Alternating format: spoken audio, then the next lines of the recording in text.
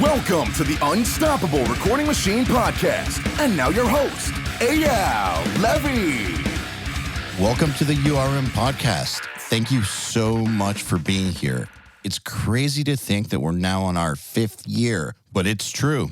And it's only because of you, the listeners. And if you'd like to see us stick around for another 5 years, there are a few simple things that you can do that would really, really help us out. And I would be endlessly appreciative. Number 1, share our episodes with your friends. If you get something out of these episodes, I'm sure they will too. So please share us with your friends. Number 2, post our episodes on your Facebook and Instagram and tag me and our guests too. My Instagram is at EYAL Levy URM Audio. And let me just let you know that we love seeing ourselves tagged in these posts. Who knows, we might even respond. And number 3, leave us reviews and 5 stars, please, anywhere you can. We especially love iTunes reviews. Once again, I want to thank you all for the years and years of loyalty. I just want you to know that we will never, ever charge you for this podcast, and I will always work as hard as possible to improve the episodes in every single way possible. All I ask in return is a share, post, and a tag. Now let's get on with it. Hello, everybody. Welcome to the URM Podcast. I am super excited about my guest today because not only is he a fucking legend, but I've been a fan of his literally since high school, and I've been trying to get him on the podcast for about 5 years now. So it's really, really awesome that he finally found time in his schedule to do this. My guest today is none other than the legendary Erik Rutan, who, I'm going to say it again at the risk of sounding redundant, but is a legend and is known far and wide in extreme metal circles. He's a former member of Morbid Angel, lead vocalist and guitar player for Hate Eternal, as well as the newly announced guitar player for Cannibal Corpse. I mean, what a run, right? And on top of that, he's also the owner and operator of Mana Recording Studios, and he's produced, mixed, and worked with so many badass heavy bands such as Goat Horror, Nile, Vital Remains, River of Nile, of course, Cannibal Corpse, and the list goes on and on and on. I'll stop talking. I introduce you, Erik Rutan. Erik Rutan, welcome to the URM Podcast. EYAL, thank you for having me, man. Good to be here. Finally. Yeah, it's been in the works for some time, I think. All my fault. I'll take responsibility. No, man, you're a busy dude. I was thinking about something that we talked about before the episode about juggling the amount of time and in order to do everything you want to do, and how you told me that you're not happy just doing one thing, and I can relate to that, but the thing where you have me perplexed is how you do all those things at the same time. See, for me, I like to do a bunch of different things and have different phases in my career, but I stick to one thing at a time, then stop and move to the next. How are you balancing this shit? You know how they say if you spread yourself out too thin, then everything suffers. And so yeah, something that I've always struggled with, honestly, is just balancing everything I'm doing.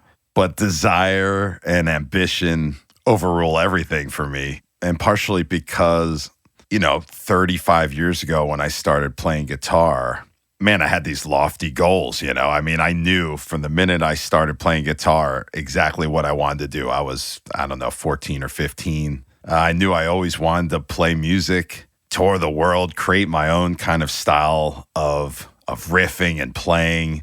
And I always felt like I learned early on, I guess, that the biggest thing is why I've been able to do so much and why I do so much is, my first experience in the record industry. Signed my first record contract, I think I was 18, with Ripping Corpse, and signed to Craze Records, and basically did our first record back in 1991, 30 years ago in February, actually. Crazy. Quantum Sound up in Jersey City. And, I had been in the studio before that doing demos and whatnot, but doing that record, it changed my whole life. It really, being in the studio, recording the album, working with some great engineers as well, who didn't necessarily understand the kind of music we were doing either, but we did the whole record in like 2 weeks, I think. I think we tracked. I mean, it was one of those things we recorded live. Sean, the other guitar player, and I recorded our scratch guitars live with the bass and drums. And we ended up keeping those and then quad tracking on top of that in a day or something. And then the record came out June of 1991. And 6 months later, the record label went bankrupt. And so, we had signed this contract and we thought, oh man, we had tour support and video support and all this great stuff and all these aspirations of like, I can... I'm doing this for real. Yeah, man, we're going to make it, man. We're going to make it, And then 6 months later... Nope.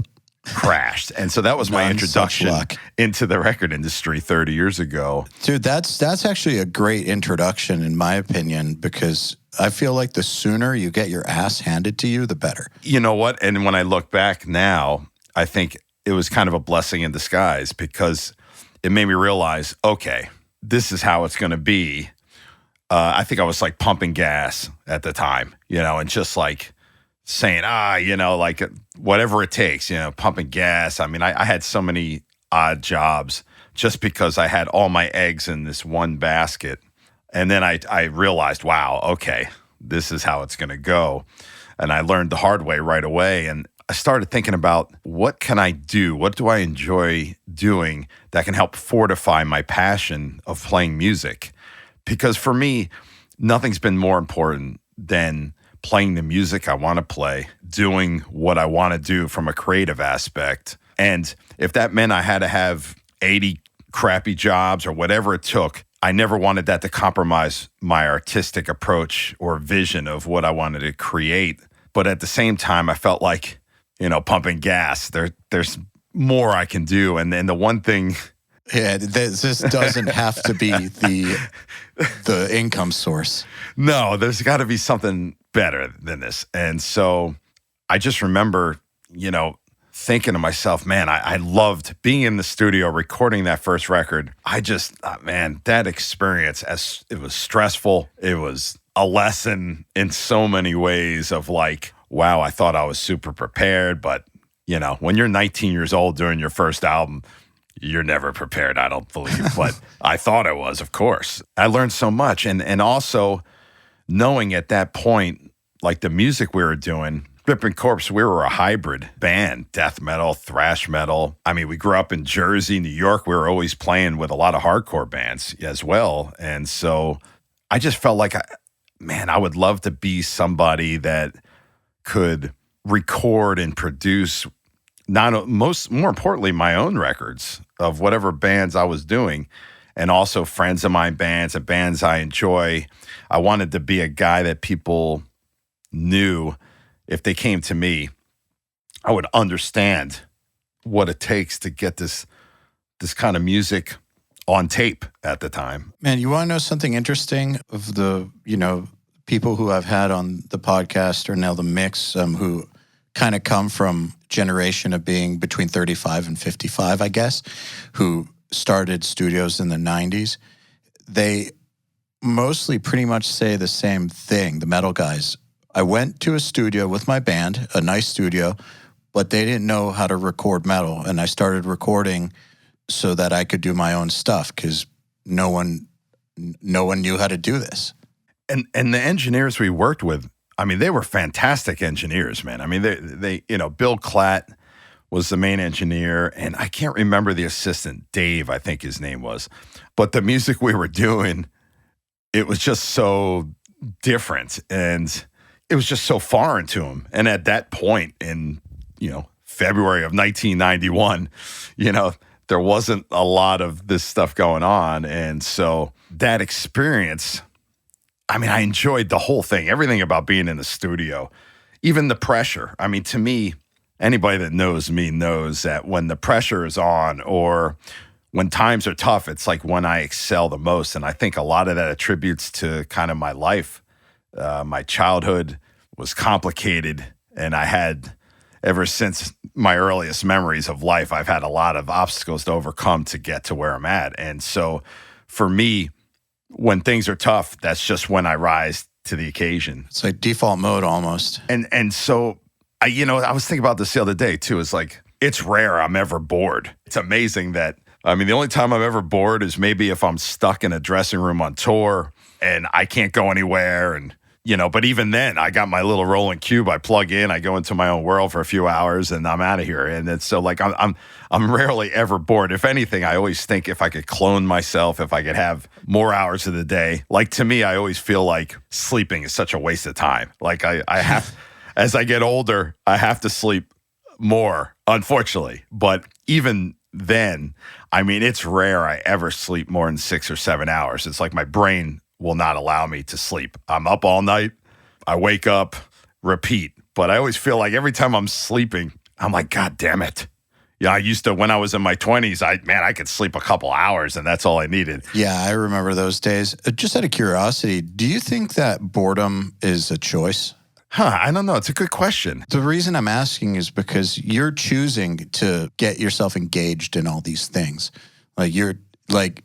I've been on tour in those green rooms where people could take the practice amp, put on some headphones and go to town, but they don't. And they're bored, but they could make that decision to get interested in something. They could make the decision to take an online class. They could make a decision to explore the city. They could make all these decisions to do something that would engage their brain, but they decide not to, and then they're bored. I think that's a valid point. I mean, when I'm on tour, actually, I was just looking through some photos from a Cannibal Corpse tour we did in Europe. And, we were in Rome. Well, what did I do? I hopped in a cab. I went to the Colosseum. I walked around town. We were in Athens. Well, I went to the Parthenon to see the Acropolis. To me, unless I am stuck somewhere, I'm never bored. And I think that's a good point. I mean, boredom, if you choose to do nothing, and it's kind of like with your life in general, is like perfect example, like when the record label went bankrupt, Ripping Corpse, right from the bat, I remember just was devastated. I mean, right from the beginning of my whole career, because we all had so many aspirations, and I was very young, obviously, and we never ended up acquiring another record deal, which ultimately led to our demise, and certainly Ripping Corpse breaking up was, it was a huge disappointment for all of us. We had known each other since we were teenagers and put a lot of effort into it. And so what was interesting, before Ripping Corpse broke up, Morbid Angel, a couple months before Covenant had come out in 93, and Richard had left the band, and they needed somebody to do the U.S. tour and the European tour of Covenant in May of 93. And Gunter Ford, who was managing Ripping Corpse at the time, also managed Morbid Angel. And it had approached me, hey, would you like to fill in and try out at the time, of course, out for Morbid Angel to do these two tours. And, Ripping Corpse had opened up for Morbid Angel for Altars of Madness back in 1990. We opened up, we did 5 shows with them in the Northeast. And then we did another 5 shows with them for Blessed Are the Sick in 92. So I knew Trey, I knew David and Pete, I knew the guys very well. And at the time, Ripping Corpse weren't doing any shows. So I went, and I flew down to Florida, tried out. Life changer. Yeah, I ended up I think I learned 7 songs in 4 days or something. And 4 of the songs were off a Covenant that I'd never heard before. And so I ended up flying back and then did the 2 tours and then came back to Ripping Corpse. That was it. And we had no shows. We had nothing going on. I was working at a studio at the time. This is after I'd gone to Institute of Audio Research Engineering School in 92. And I came back, and of course I was completely excited, touring was amazing. And then a couple months later, Ripping Corpse, we broke up, and the studio I had been working at before I left closed. And here I am sitting in New Jersey after doing these massive tours with Morbid Angel, super excited about getting another record deal with Ripping Corpse, super excited about getting back to the studio, and it was all over. And the next thing you know, I'm basically sitting there in New Jersey, still playing guitar viciously every day. And some people know this, but I was literally delivering chicken at this place called Chicken Magician. And many people have been to the studio. I have a framed, obviously, artistic talent for me is not with a pen. But if you see what I have framed on the wall, you might think twice, but I'm joking, of course. But stay out of the kitchen, call Chicken Magician. That was the slogan. So I'm delivering chicken, playing guitar, just did 2 biggest tours of my whole career. The band is done. The studio is done. And I'm delivering chicken. That was a real low point of my life. And Richard had come back to do the tour of Morbid Angel, Black Sabbath, and Motorhead. God, what a lineup. Yeah, and I went to see those guys on that. I don't remember when it was, February or something. And, of course, it was great to see them. And they had just kind of asked me, like, how you doing? I was like, well, I've seen better days, but I'm playing guitar and this and that. And, like, about a month later, David had called me, and he had just said, what's going on? And I was explaining to him, playing a lot of guitar, figuring out my next step and what I'm going to do and this and that. And he said, well, listen, what if I said we got a 2-week tour with Cannibal Corpse in Europe? We need you. I said, listen, I'll hop in the car. I'll be down there tomorrow. And so what I did, I remember telling my mom, I said, listen, I'm packing up my car. I'm bringing my stuff. I'm moving to Florida. I said, if I move to Florida, I'm going to make it extremely difficult for them to do anything but make me a member of this band. And I just packed up my car. I put the cabinets in there. I put my guitar. I didn't own much back in those days. I just packed the car and I literally came to Florida for a 2-week tour. There was nothing guaranteed past that. But 2-week tour led into another tour and another tour.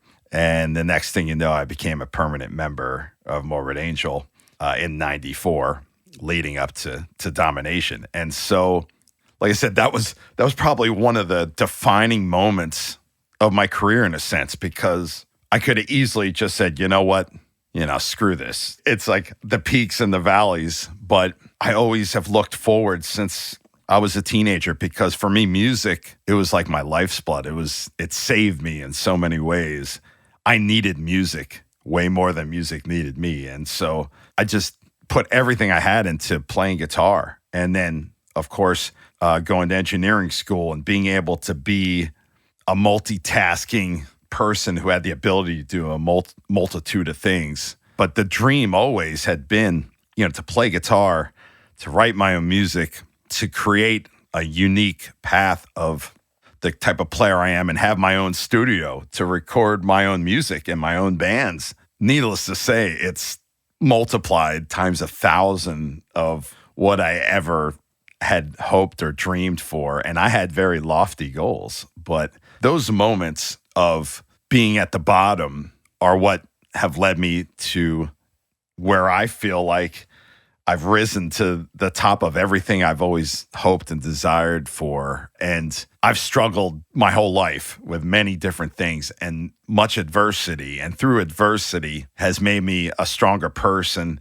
And the more I've been able to achieve and accomplish, the more humbled I've become just by the sheer opportunities and the ability to do what I love to do for 30 plus years now. Sometimes it's hard to look at yourself from the outside, because I still kind of feel like some regular kid that has a desire to do something that the odds of succeeding at are really against you, but Close to zero. Yeah. Some of it is ability and some of it is desire and dedication and hard working and commitment. And then some of it is definitely stubbornness of like, I will succeed. I will accomplish this and nothing's going to stop me or stand in my way. And then some of it is luck. Luck that Richard Brunel left. And that completely changed the face of everything for me to play with Morbid Angel I played on 3 records. I toured for 4. That was like a huge step in my life and career that I'll always be grateful for. I try to explain it to somebody, like when I started playing with Morbid Angel on Covenant, the first major label release of Morbid Angel and death metal, I think at that point. Yeah, the first death metal major label release of all ever. And I'm 21 years old, just this Jersey kid playing in front of, 1,500 people a night, going to Germany, playing in front of 3,000 people. It was mind-blowing. Well, just out of curiosity, why do you think they chose you? Like, have you ever found out? Did they ever tell you? Yeah, part of it is my aggressive style of playing.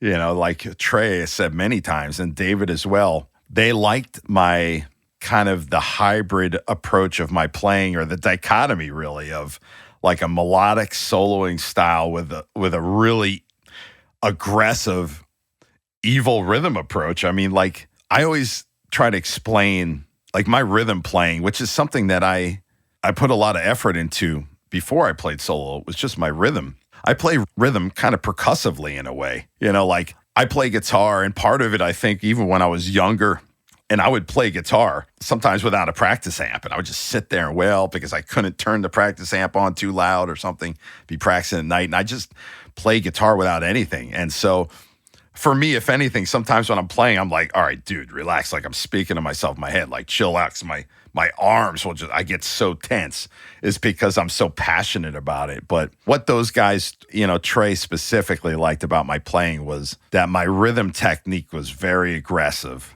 And Morbid Angel, I mean, some of these songs have a ton of picking. And Trey, arguably, we all know is one of the best guitar players. He's such a huge part of death metal and legend, creative and unique. And what he liked was my soloing style was very different than his. And that kind of contrast really worked well together. But a part of it was my aggressive nature. Back 21 years old, I was a kind of aggressive guy as well as playing. So I was a savage. I mean, like as far as a player, and then that's what they really liked about my playing. And the melodic soloing really worked well with, Trey's approach as a guitar player. Like I said, we had some experience. I mean, we did Ripping Corpse opened with Morbid Angel like 10 shows, I think. I think the first show we ever opened for Morbid Angel was in 1990. I was just looking at a flyer someone sent me at the Trocadero in Philly. I totally forgot. I was like, wow, I was 18 years old, opening for Morbid Angel at the Trocadero. It's just kind of ridiculous, to think that was the beginning. That's when we, hung out. Those guys came over to the house we were living at, Sean and I, they came over and, so we knew each other for some time. And then Gunter Ford, who managed Ripping Corpse, ended up managing Morbid Angel from that. And so that kind of helped get the juices flowing. And so you were already in the circle socially too. Yes. Yeah. We had known each other a couple of years at that point and done shows together. And Sean and Trey and I had actually jammed one night in the basement or something, like I remember this is back in 90 or 91. So, we knew each other pretty well.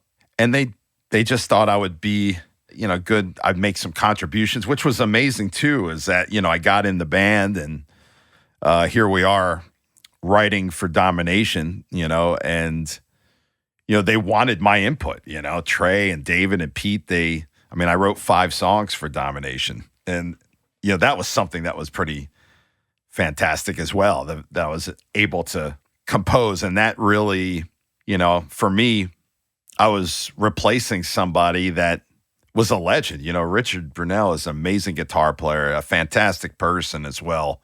But at the same time, I also knew I need to create my own shoes, to fill. I could never be Richard. I can never be Trey. I can never be anybody but myself. Yes. And I want to make as big an impact as I can. And that's always been my mantra since day one of playing guitar, is making an impact. I want to make an impact. And so the fact that I was able to write songs for, Domination, that was really key to my acceptance into the band. And people accepted me with open arms. And I was always really grateful for that one, the guys let me be as creative as I was. And also that the Morbid Angel loyal fans embraced me with open arms. And that always meant so much to me, and still does to this day. Yeah, because it doesn't always go that way with new members. No, not at all. And, at that time, yes, I was in Ripping Corpse, and in the underground, people knew me. But on the big scale, who the hell is this guy replacing Richard? So I had to earn my place. And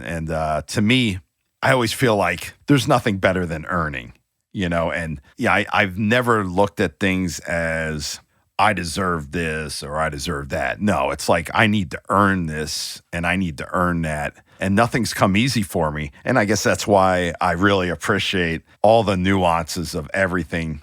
Like obviously this year, there's been some major changes for me. in a good way, and I embrace every little bit of it. What, Cannibal Corpse and the SSL? Oh yeah. Yeah, I mean, that's a good year. The SSL which is one thing. Like, I had a couple months of free time, which I can't even remember the last time I've had 3 months of downtime. I mean, it's been decades, literally. You don't strike me as a downtime kind of person. No, I lose my mind if I sit around and just. What's the longest you can go before the anxiety creeps in? Not very long. I mean, I lose my mind. Literally, I'll lose my freaking mind if I. A day, 2 days. I don't know. It's hard. I've had to learn to even take hours. You know, like I remember I used to, I'd work 10, 12-hour days in the studio. I'd burn out some mixes and I'd come home and then it'd be like 1:30 in the morning and I'm listening to the mix in headphones and I'm listening for an hour or two and then I'm relaxing for 20 minutes, going to bed and repeating. And I had to learn the hard way of burnout. It's real. And so I've had it's very real. I've had to work on shutting it down. You know, I leave the studio, shut it down. And 98% of the time, I've become pretty good at it. And it's kind of like, for me, my wife and I, we try to take like one vacation a year. And I really do my best to shut it down because I've realized how important it is. There was a stretch between 06 and 08 where I did 11 albums in a row. And the last record I did was my own record, Hate Eternal, Fury and Flames. And during that period, you know, I had Jared Anderson, my bass player in Hate Eternal, one of my best friends, had passed away. My grandparents had passed away.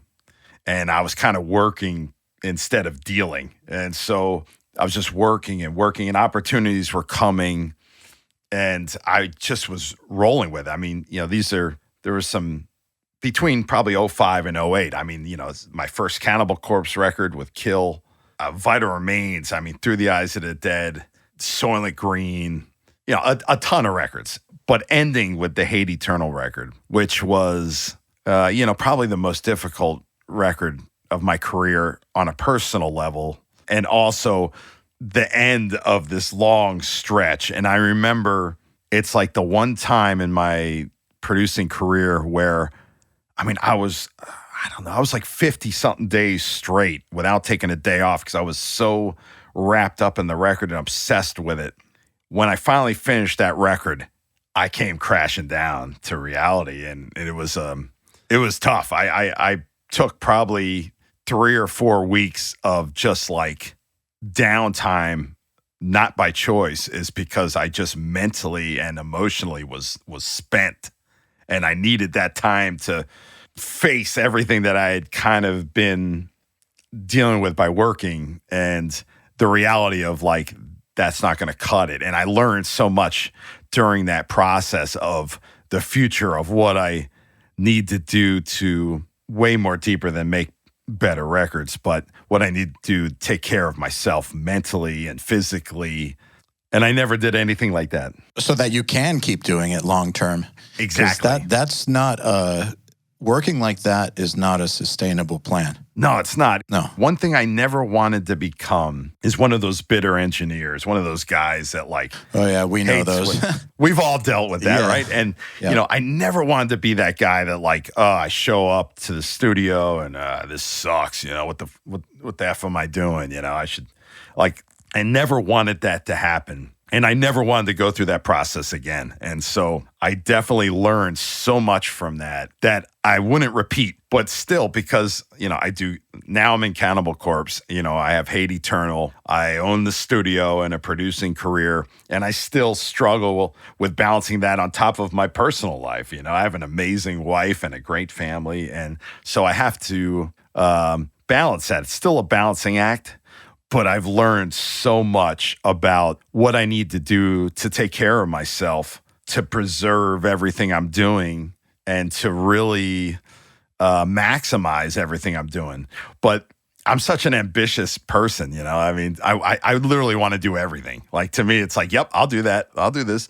I want to do that. What are some of the things that you do in order to maintain, I guess, to preserve the ability to work? I think that's really interesting. I mean, I remember before the call, you said you were going to ride the bike for 30 minutes. Like, I'm just curious, what have you learn to start installing into your life so that you can do everything? I think, that's one of them actually is really riding the bike. Oh man. I mean, I live near the beach, so I ride around I'll ride the bike over the bridge and I'll stop at the top of the bridge near me and just look out at the ocean for about 5 or 10 minutes. And I try to do this like every day. Some days when I'm working 80 hours in the studio, I wake up the next day and I'm like, I don't want to do shit. But, I really try to do that because it starts me on the right path. Like, and as I get older, I mean, I'm 49 now, right? So, I have to really take care of myself. So part of it starts with, how they say breakfast is the most important meal of the day. It's like, I never used to eat, 30 years ago, my breakfast was a coffee and a cigarette, So, now my breakfast is like, a bunch of berries and yogurt and like a protein shake. And, it's very different. And starting my day off right is key. And then also, like when I'm doing records, you need to take days off. And when you take those days off, I like really work on shutting it down, like shut it all down. And it's so hard for me to do. It's probably good for the marriage too, though.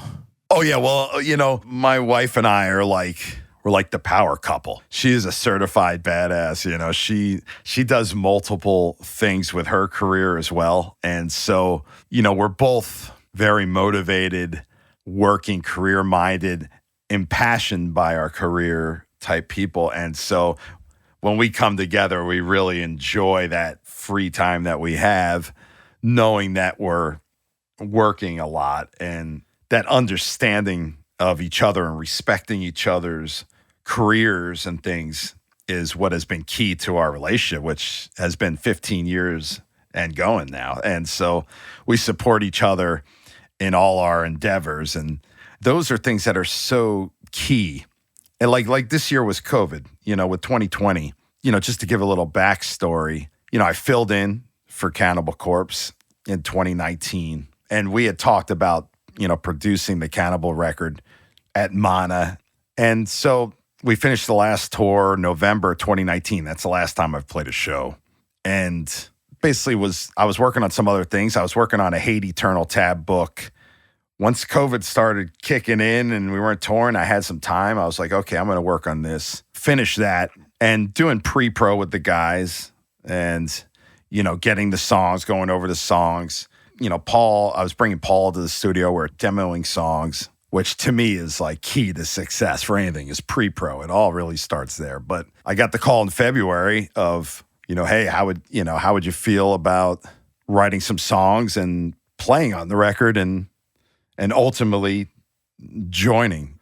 And so that, of course, was like, whoa, it. You weren't expecting it? I'm just wondering, because, man, when I heard, I was like, yeah, that is such an obvious move. Like, I'm surprised that didn't happen earlier. It just makes so much sense.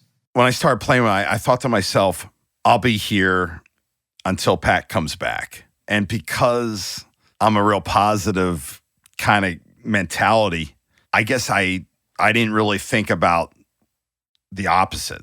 I guess because sometimes, even though I do different things, sometimes I have horse blinders and, I want to focus on what I'm doing and things. So it's just a lot to process. I spent like a couple days just even going over it all in my head of what was happening here. And I thought to myself, at this point, because I had done 4 tours with the guys and, I kind of felt like,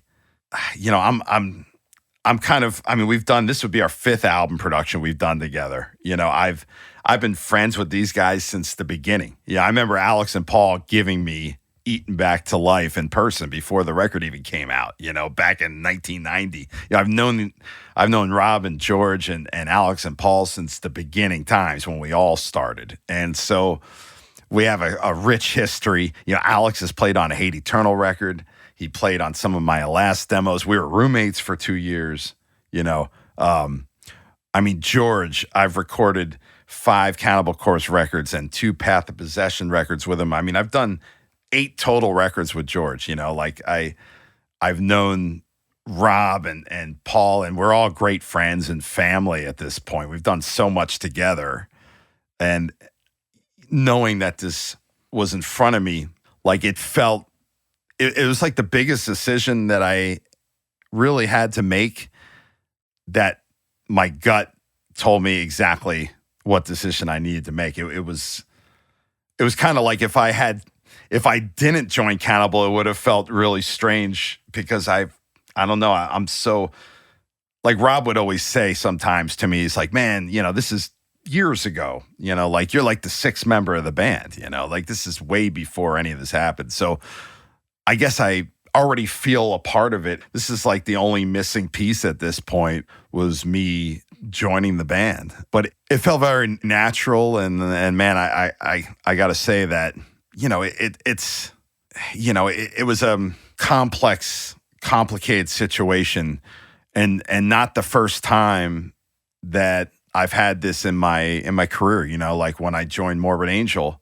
there was a very complicated situation there, replacing somebody that I really cared for and respected, and joining Cannibal Corpse is the same thing, but different, because this is 27, 28 years later, way more experienced, been through more in my career, in my life. And you've got your track record. People know who you are. And yeah, it was a different scenario, I guess. Man, I felt honored that they, wanted me to be a part of it. And I kind of, in my heart, I knew that I was just meant to be for me to do this, like you just don't know how you're going to feel about anything until these things happen. And I'm a kind of firm believer in, like, I really try to focus on the things that I can change and not focus on the things that are out of my control. And it's in general a good philosophy. I think so. Yeah. I mean, the whole time I was touring with the band, we get questions and questions. And really, I always said the same thing, that I would be here as long as they need me. I just focus on one thing at a time. And I had no idea it would come to this. I mean, when I left Morbid Angel in 2002 or 3, I think it was, to put it in perspective, my last 2 tours as a member of Morbid Angel were Pantera and Slayer in arenas and main support for Motorhead. And I left Morbid Angel with Hate Eternal having 1 album out, making $100 a night.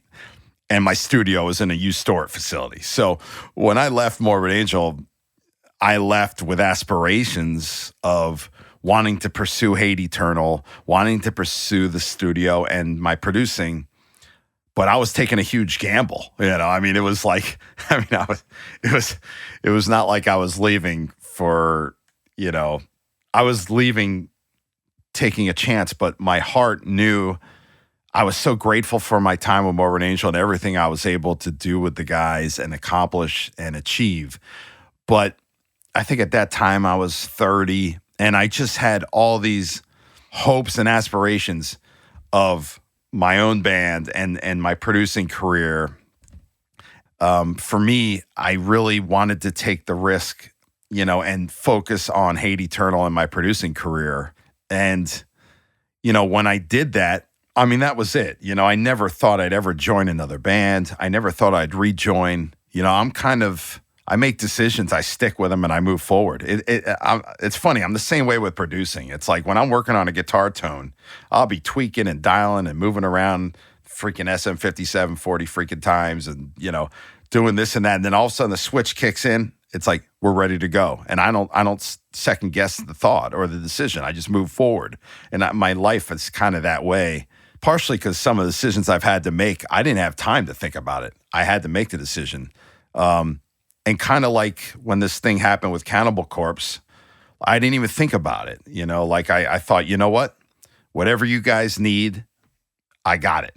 And, I learned the whole set in a couple weeks and went on tour, ironically, the first tour with Morbid Angel, which was like, That's interesting. Wild. Yeah. Filling in Cannibal Corpse, touring with Morbid Angel. I mean, that was wild. I mean, it was like a whirlwind. Honestly, the last 2 years, I mean, I'm main support with Hate Eternal releasing Upon Desolate Sands for Cannibal Corpse back in 2018. Get home 5 days later, some things happened, and a couple weeks later, I get the call. I had talked to all the guys and just said, hey, if you need anything, just wanted to make sure everybody was okay. And then I got the call about the tours, and I said, absolutely, I got you covered, but it happened so fast. I mean, it just, and then the next thing you know, we do these tours, and 2019, I did an album production, Ether Coven, for Century Media. I did another Hate Eternal European tour in between there. I did 6 tours and an album production all within a 1-year period on top of learning 20-something songs. And it just went by like a whirlwind. And then the next thing you know, it's February of last year. And not only am I producing the record, now I'm writing for the record. Now I'm learning songs. And so, I wrote 3 songs of music and lyrics in about 2.5 months. I was just playing guitar like all freaking day, and then doing pre-pro with the guys at the studio and learning the other songs, and then producing the record, and all this happening during the early stages of COVID. We started April 13th. This is right when everything was hitting. And Alex lives on the West Coast, and he had come in town in March to do some pre-pro and practice and work on the songs and stuff like that. And I remember he was staying at my house. And before he came, he said, hey, man, we should probably take band pictures, while I'm there. March is good weather in Florida. Otherwise, if we take it at the end of the record in August, it's hot as hell. Who the hell wants to be outside, right? Yeah. So we took the band photos, we practiced, and then things started heating up. They're talking about travel bans. So obviously, Alex, he flew home early to be home. And then next thing you know, they locked everything down, and I haven't seen Alex since. And so it was kind of crazy. We started tracking drums, and they were having lockdowns, curfews. They were locking down businesses. The week before we started tracking, I was like, man, I don't know am I going to be able to stay open? At one point, I was having Paul, we were figuring out a different map for him to go from his county to mine. Okay, this county's shutting down. We can go this way over through there. And it was insane. And then Alex, because of the travel ban, he couldn't come back.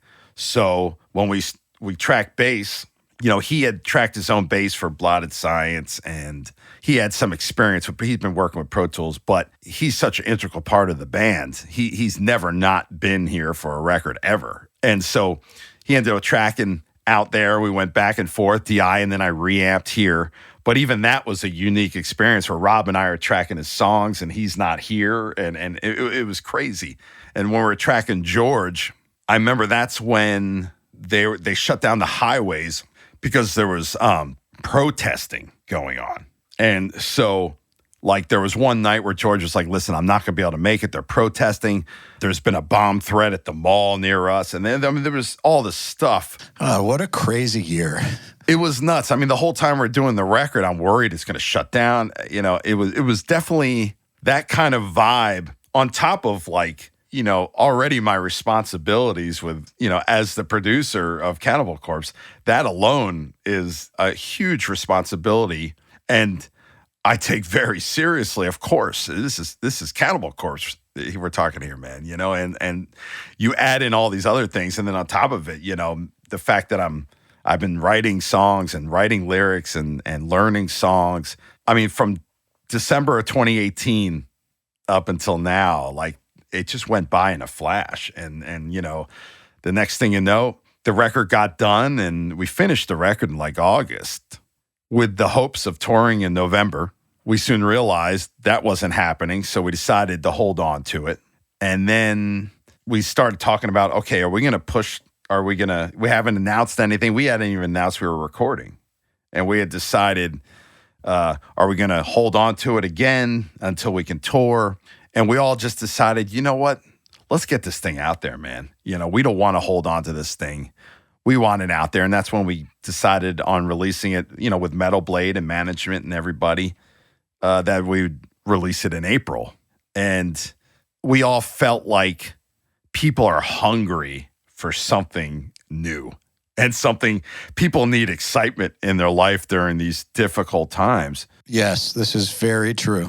And so releasing it, we knew was the best choice. And this COVID thing has been like a mixed bag.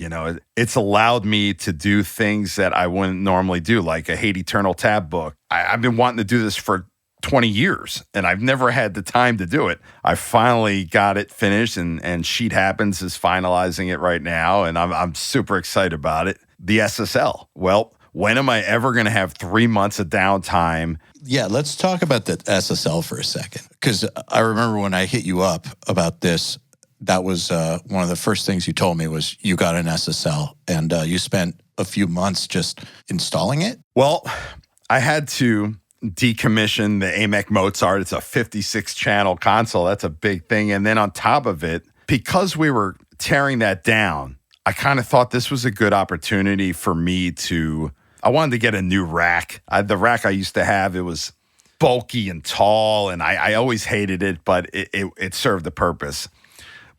And as I was adding gear, because I'm so busy all the time, sometimes you're adding gear, and I'm just we'd be making cables with whatever snakes we had laying around. And so you'd look in the back of my rack, because I'm always upgrading, getting rid of gear, upgrading.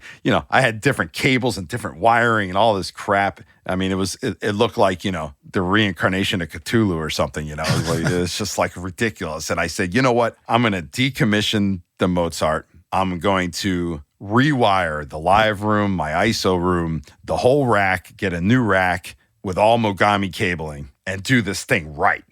And Dave Rochester, who works for Technical Audio Services, he's been servicing my Mozart for 15, 16 years since I've owned it. And he custom built all my snakes and cabling, and came and helped install the SSL and all the rack gear. We did it together. And I needed to sell the Mozart. I needed that. I mean, what is it, like 1,500 pounds? It's like 9 feet long. Like, what the hell am I going to do with this thing?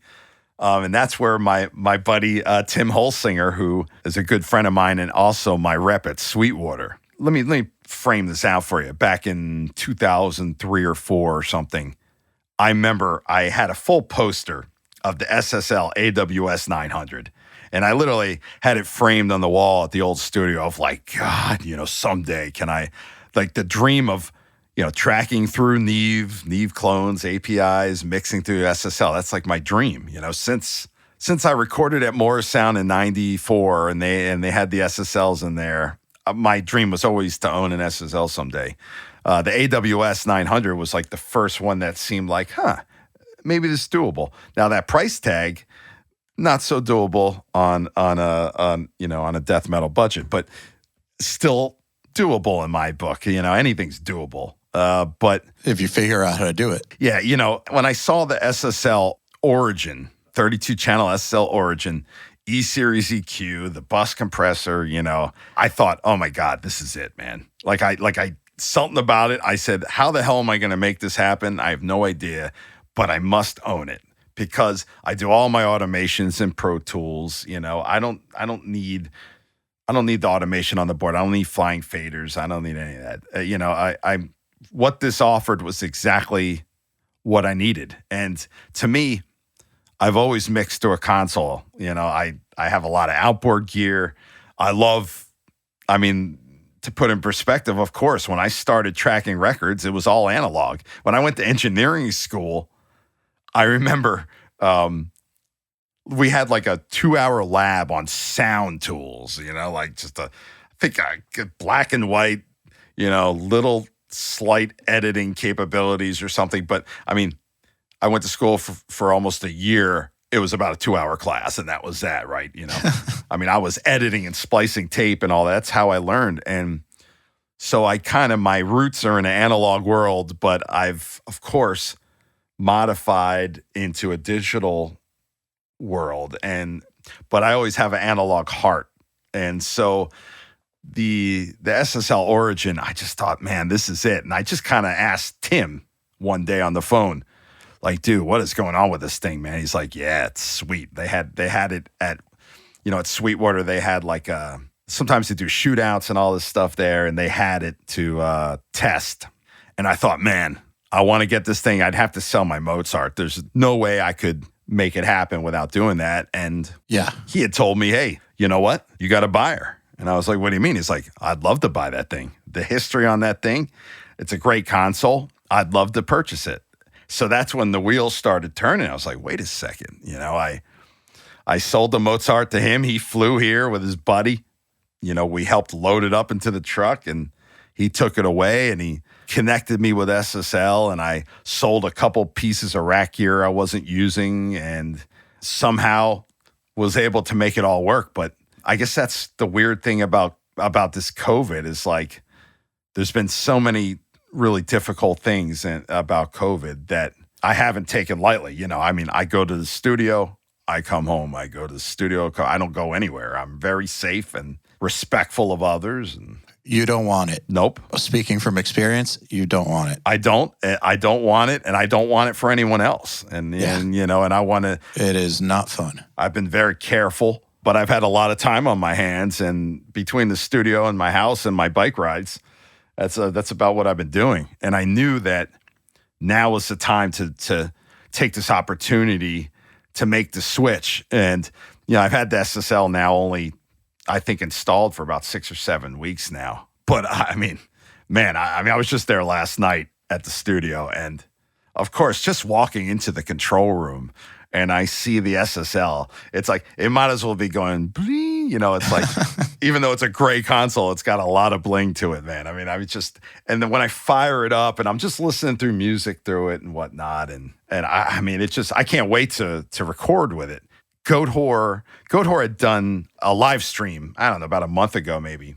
And Sammy had hit me up, and as you know, I've produced 4 of the Goat Whore albums, and he love them. He needed an intro for one of the songs. He's like, hey, can you make me an intro, but without the drums, just the guitar and stuff? I said, yeah, no problem. So I brought it up, and I had I don't remember what plugins I had, some kind of SSL EQ plugin on there. And I was like, screw this, let me dial this in with the board, and I just started messing with the EQ. My first chance at kind of messing with the EQ. And what was amazing about it is, comparatively to any of the assortment of EQ plugins I have, is I was able to get exactly what I want without it sounding like I'm adding to get it. It's like, it just came like, oh, I need a little more presence or a little more bite. Let me add in a little 3 or 4K. And you know what? Oh man, I need to do a high pass there. And I spent like 2 minutes and I got exactly what I was looking for. And it was so smooth and natural. And it just, my mind was completely blown of like, this is my future now, like having this SSL at my fingertips. I don't know how to describe it. It's like, I feel like I've arrived to the party or something, like. Yeah. Dude, that's a dream 18 years in the making. I started mono recording in 1999. And I think my first console, it was like a big Tascam console. And then from that, I upgraded to the Soundcraft Ghost. And then from that, the AMEC Mozart, and now the SSL. And I was like, this is it. I finally have what I need at my disposal. And for me, I don't know how many records I've worked on now. I'm in the 90s. I know that. I'm getting close to the century mark as far as albums are concerned. I don't know off the top of my head, but it's around 90 records or something I've worked on now. And I thought, when I first started at the U Stort Facility studio, I had a 1-inch 16-track and some ADATs and, my one Vintech X73. That was my one mic pre. And I didn't even have a full Pro Tools at that point. I was like using LE with just the Apogee Rosetta, and I'd put the snare through that or the overheads, and then I'd do all the guitars through it just so I could get better conversion. And then I went from that to the DA78, and then the 2-inch. So I had the 2-inch that I bought from Moore Sound in 2003 or 4, and the DA78s with the Ghost. And, I got another mic pre and another compressor. Oh, I got a distressor now. Holy shit, and slowly but surely, it's like owning a studio, as you know, it's an expensive hobby. You could call it that. The good thing about it, though, is that if you buy the right gear, it does retain its value. So at the very least, you can offload it if you need to. And I'm using it. I love my DBX 160 VUs, and I love those things are awesome. I can't live without it. So just out of curiosity, man, because we were talking earlier about how like the real secret is someone's ears and their brain, and I feel like with guitar, the secret is someone's hands. But gear is important, of course. It is. How important to you is gear in the process? I'm sure that if you had to go produce a record in a motel and, you had an interface and a laptop, you could still make it sound good. It might not be ideal, but you could still make it work. So my question is, what about the gear is what is important to you?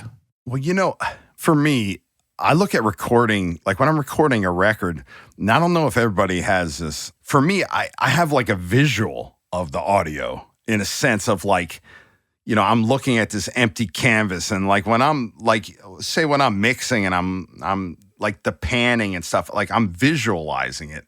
And, to me, every album, it's like a blank canvas.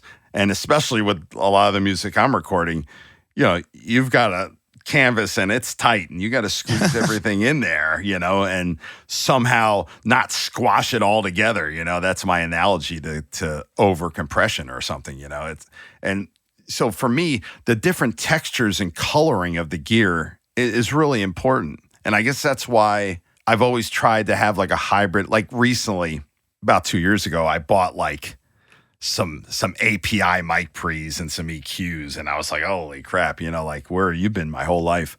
And, they add this different texture, and I recorded the toms for the Cannibal Corpse with it because Paul and I, with this new record, we really wanted to go very old school with it, and try to capture a more, organic drum sound. And so like, to me, I bought the APIs knowing how great they would be for drums. And of course they were. And then, I'm using, Great River or Vintex and other different mic pre's for different things. And I feel like all those little textures, they're almost like different colors of a canvas. And so to me, I like to utilize those colors. One thing I learned a long time ago, and I wasn't always like this, when I first started recording, and I'm sure that people can relate to this. When I first started recording, you have this comfort zone.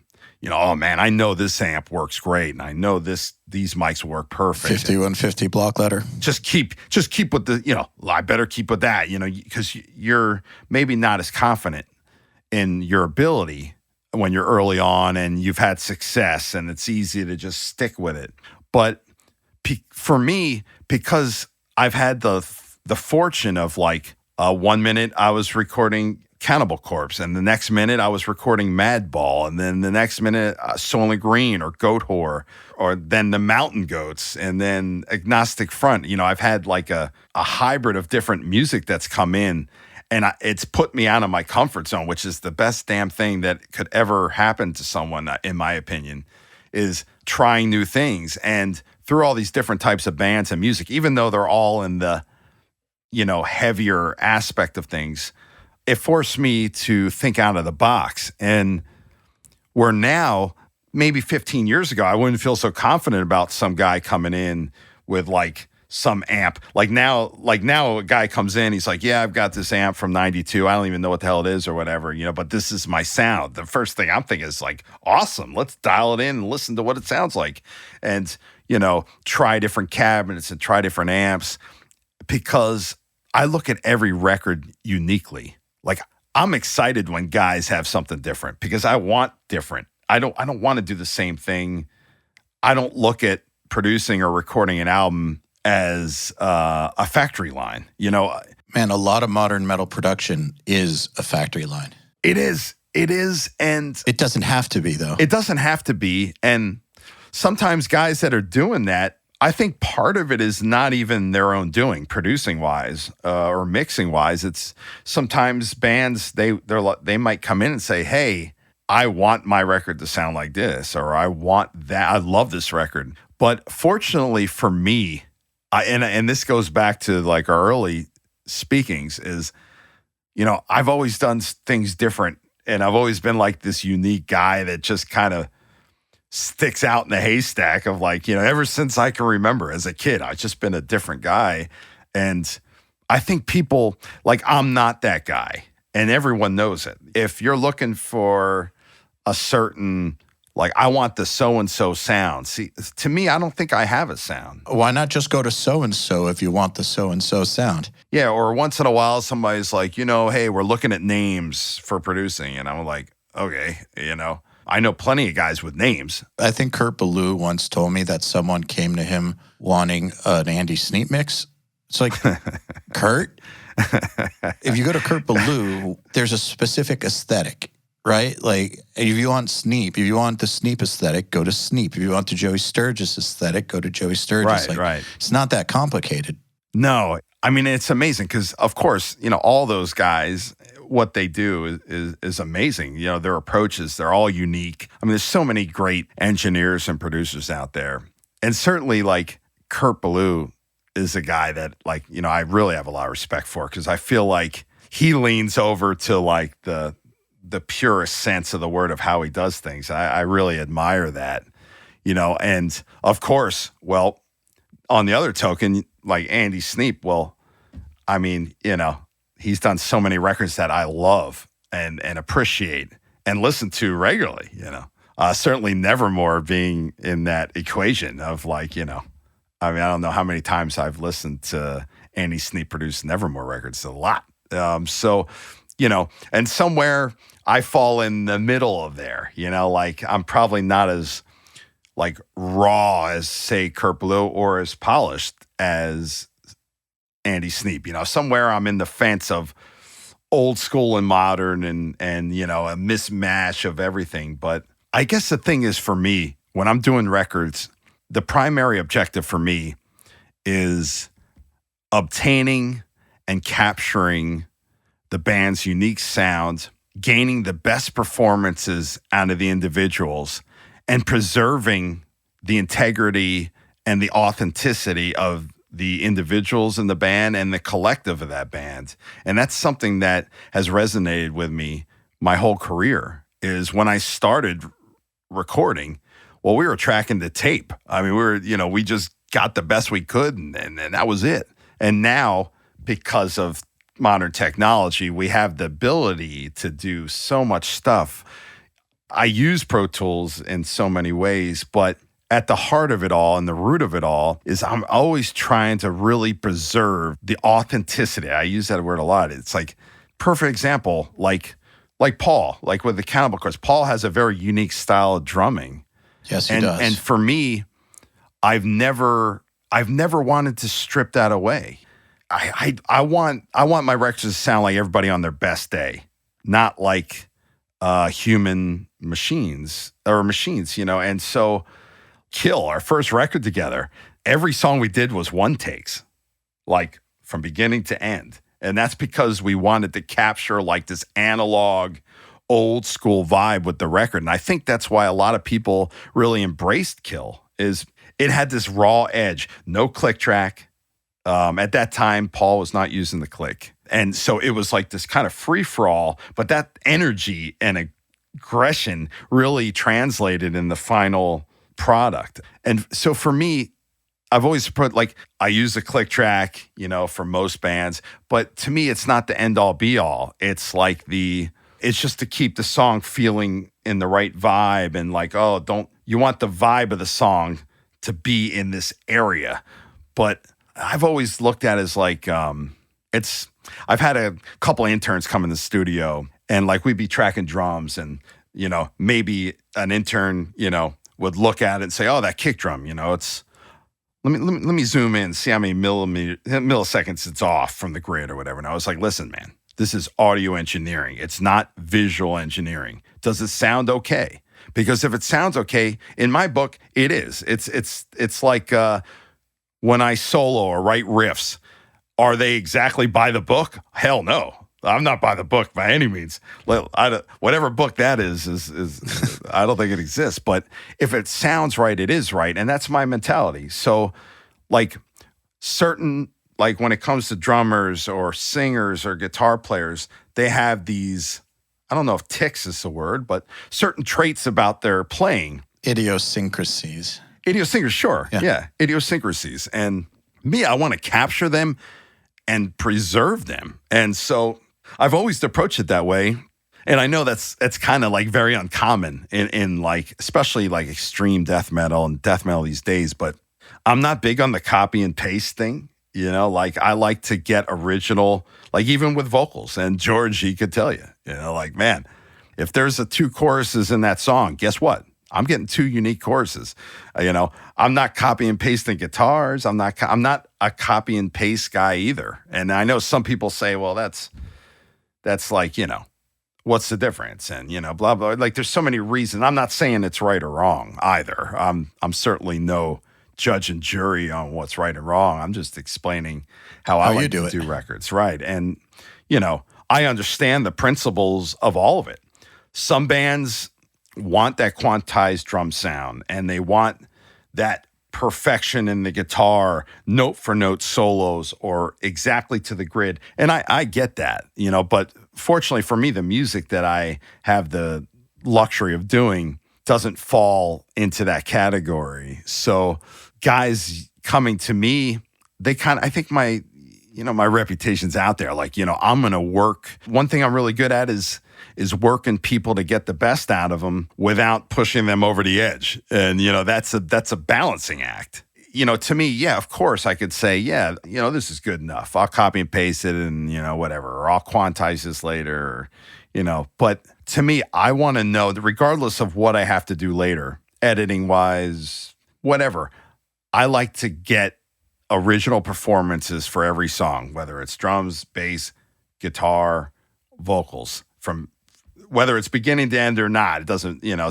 depends on the individual situation. But I really like to have everything at play and really try to, I mean, authenticity. I know that's like the one word that somehow sticks in my head all the time is I don't want to strip the soul out of the record. And sometimes people will be like, you know, wow, it's amazing how we live in a time where like you hear a drum performance and maybe the double bass isn't absolutely perfect. And people will say, oh, wow, you know, that's sloppy as shit, you know, and that's completely ridiculous. It's like, you know, it's human.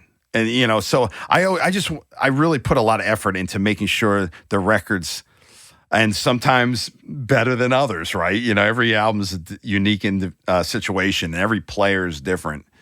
But I always want to preserve the integrity and authenticity of each individual record and band. And I always go back to some of my favorites.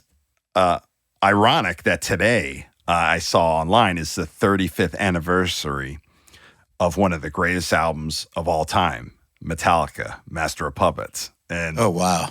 Yeah. And arguably, for me, one of the most influential and important records of my whole life. I mean, there's no doubt about it that Metallica, Master of Puppets, I mean, it changed my life in so many ways.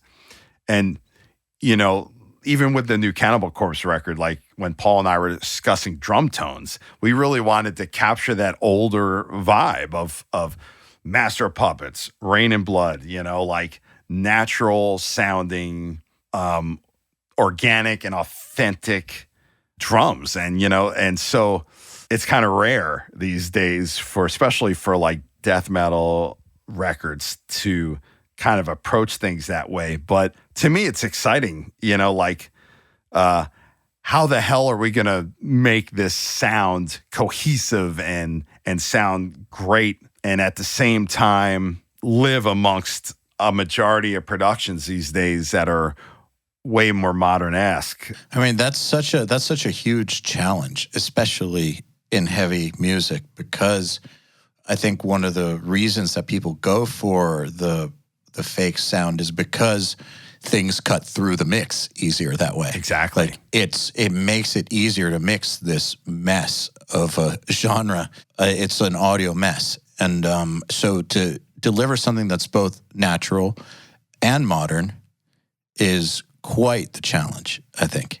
Like if I can go acoustic, you know, like perfect example, Ether Coven is a band I produced for Century Media about a year and a half ago. And they're like this hybrid killer band. I mean, a lot of clean guitars. And so what we did is I went all acoustic kick on all the clean sections. Some even had double bass or whatever. I went all clean. But then I captured we used my Pearl reference, which is my studio kit. And I captured some samples from that, exactly how I had it EQ'd. I didn't change anything, So then that way, when it goes to the metal parts, so it could cut through a little bit more, I was still preserving that same kick drum sound and using multiple samples to create that. But when it goes from the clean to the heavier, it sounds the same. Like, it's very natural. But for me, on the cleaner stuff, I just went all natural. I didn't replace the kicks. I just kept it organic. And the whole drums, the snare, the toms, everything acoustic. And it just breathes so much life and energy into the dynamics of the whole record. And that's something that's so hard to do, especially when you get into more extreme music, say, Cannibal Corpse, or like Hate Eternal or something, where, man, there's so little space to do anything. I would rather sacrifice slight consistencies for authenticities. Like on the new Cannibal Corpse record, and there's a lot of tom fills on the record.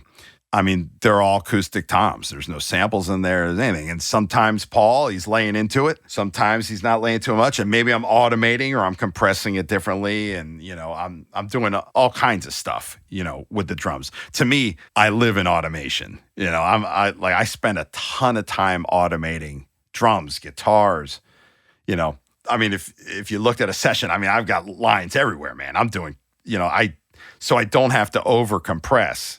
I'm doing a ton of automation, So of course, when you're dealing with like all acoustic toms on a record like Cannibal Corpse, where there's a ton of fills, I mean, I spent days to preserve those dynamics and not squash it. And I love that. It's kind of like when I listen back to Rain and Blood or Master of Puppets, and here I'm showing my age here, right? 49 years old, but I grew up during the birth of freaking metal, man. Black Sabbath, what was it, 70, the first record, right? Yes. I mean, I was born in 71, so there you go. I grew up finding metal as it came, but I always go back to those earlier records. And I know, like, within the texturing of people's perceived flaws are the perfections, in my opinion. It's like, because they sound like when I listen to Master Puppets, it sounds like those guys jamming this amazing stuff, or Rain and Blood, or Hell Awaits even, like those records. I mean, like, I still listen to them on a regular basis. I still love the way they sound. I don't know, something about it. But we live in this modern era of music, and the music has become very complex and advanced. And so I try to balance the soul of the earlier style records, but because of the music I do, of course, I need to utilize technology like, Pro Tools and maybe drum sampling or automating in Pro Tools and all these things. So I really try to balance it, but always keep rooted in the old school kind of vibe.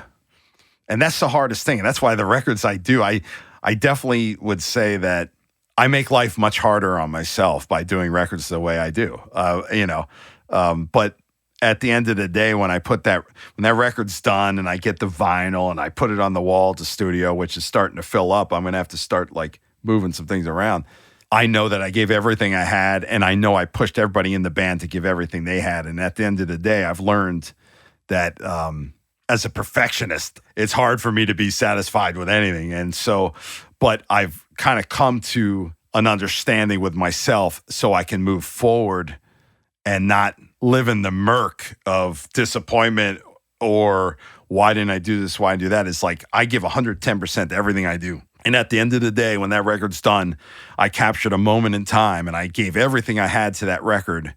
And there's nothing else left for me to do. And whatever things I said, man, next time I won't do that. I learned from those mistakes, kind of like how I said about, my life. I learned from my mistakes. The failures helped me to achieve my successes. And the same thing with the studio. It's like the guy I am today in the studio from 15 years ago, I'm completely different because I've had so many different situations come up in the studio. Now, after last year, the Cannibal Corpse record, well, we can throw COVID into that situation of like, okay, I've survived doing a record during a pandemic with lockdowns and travel bans and holy crap. I mean, and that just adds to my arsenal of things that I can handle. And so for me, if I didn't have those experiences, man, I would not be where I'm at today. And so I'm very grateful for all those struggles and failures that have allowed me to succeed and get better at my crafts, plural. Do you think that art requires struggle? Great art. Well, it's interesting when you think about my favorite artists, whether it's in music or even, paintings or of that nature. All the different artists I've worked with have all had struggles. I'm not sure. It's hard to speak on everybody, but for me, absolutely, my guitar playing is really a branch of my struggles in my life. And that's why I think there's something very, for me, like I'm not the most technical guitar player or certainly I'm way far away from the most knowledgeable. The one thing about my playing is it's real. It's very authentic. And it's sometimes, it's amazing. I can go back through my whole career and there's many different solos or different songs that I've written over the years that bring me to a moment in my life where I had tremendous struggle or tremendous loss or grief or rage or sadness. And I can, there's certain times in my career I listen to the songs and it brings me back to those moments. I can feel the struggle as if it was yesterday. And I guess for me, growing up, my childhood was very complicated and very complex. By the time I was 18, I had already experienced a lot of trauma and loss in my life. And for me, playing guitar was really that only outlet I had that was a positive exploration. Because prior to that, it was a lot of negative, and guitar gave me something to express all that negative emotion into something positive to the point where I needed it. I still need it, like playing guitar is my outlet of so much emotion for me that I might not be able to express in other ways. And that's why there's a couple things about myself that I think, I don't know if they're written on my sleeve, but I feel like they are in a sense of like, no matter what I do as an artist, it's pure. And, it's true to who I am as a person. And I look at that with production as well, is keeping things true and as pure as possible to the person I am. And, and honest, I guess, like I think I'm probably honest to a fault.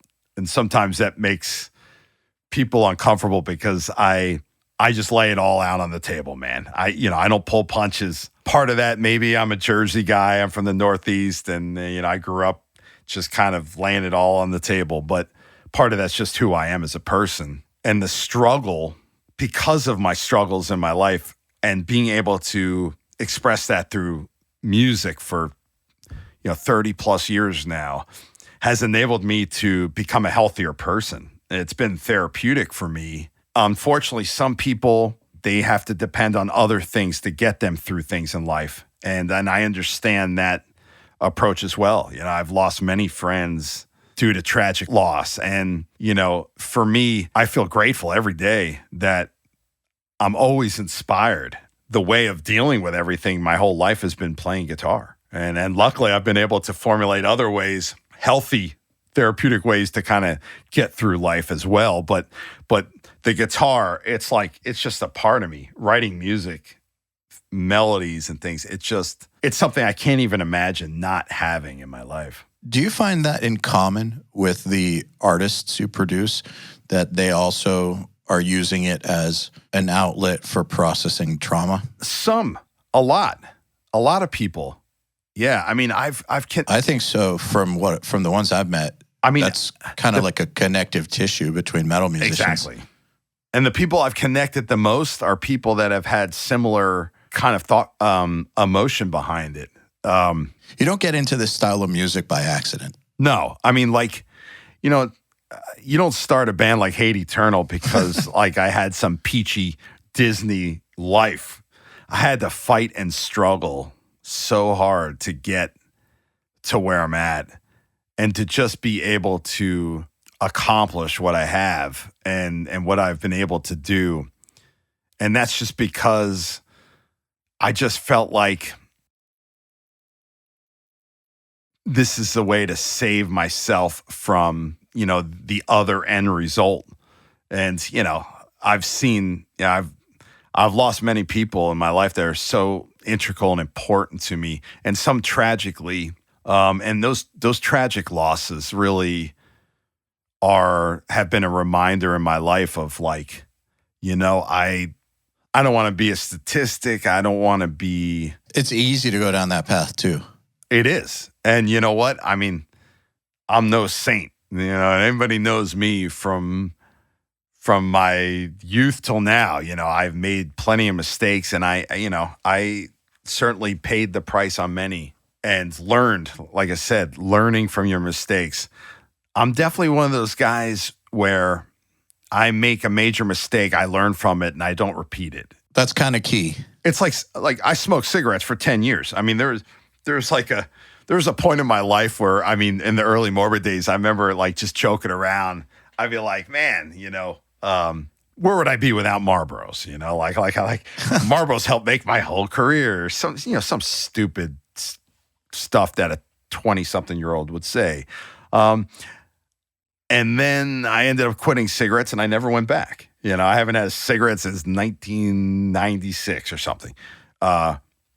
Usually when I'm, you know, and to me, smoking cigarettes for 10 years was an absolute mistake. Of course, we all know cigarettes are bad for you, but I learned from that.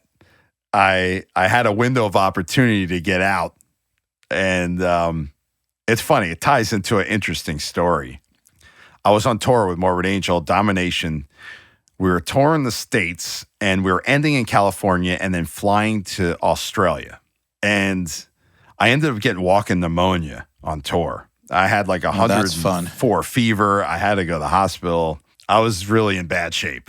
And I was so sick that I was like, listen, we're not canceling crap. I'll be up there. So I would roll out of bed. I wouldn't even do sound check. I would just roll out of bed, come on stage, play the show, go back to bed, repeat for like the last week of this U.S. tour. And I wasn't smoking because I was so darn sick. I couldn't even smoke. And we were about to fly to Australia, and that's 96. They just started implementing no smoking flights about a year or two earlier. When I first started touring, you could smoke on the plane. I remember me and Trey sitting there in a smoking, and then the row in front of us non-smoking, and I thought, wow, this poor guy. I'm sorry. But I remember, I think it was David or my friend Dieter, who was selling merch for us, said, hey, man, have you ever, like I had gone like a week at that point without smoking. And he's like, have you ever gone a week without smoking? I was like, nah. And I remember they were like, man, this is your chance, man, you know. And I remember, I think Phoenix was one of the last shows before California.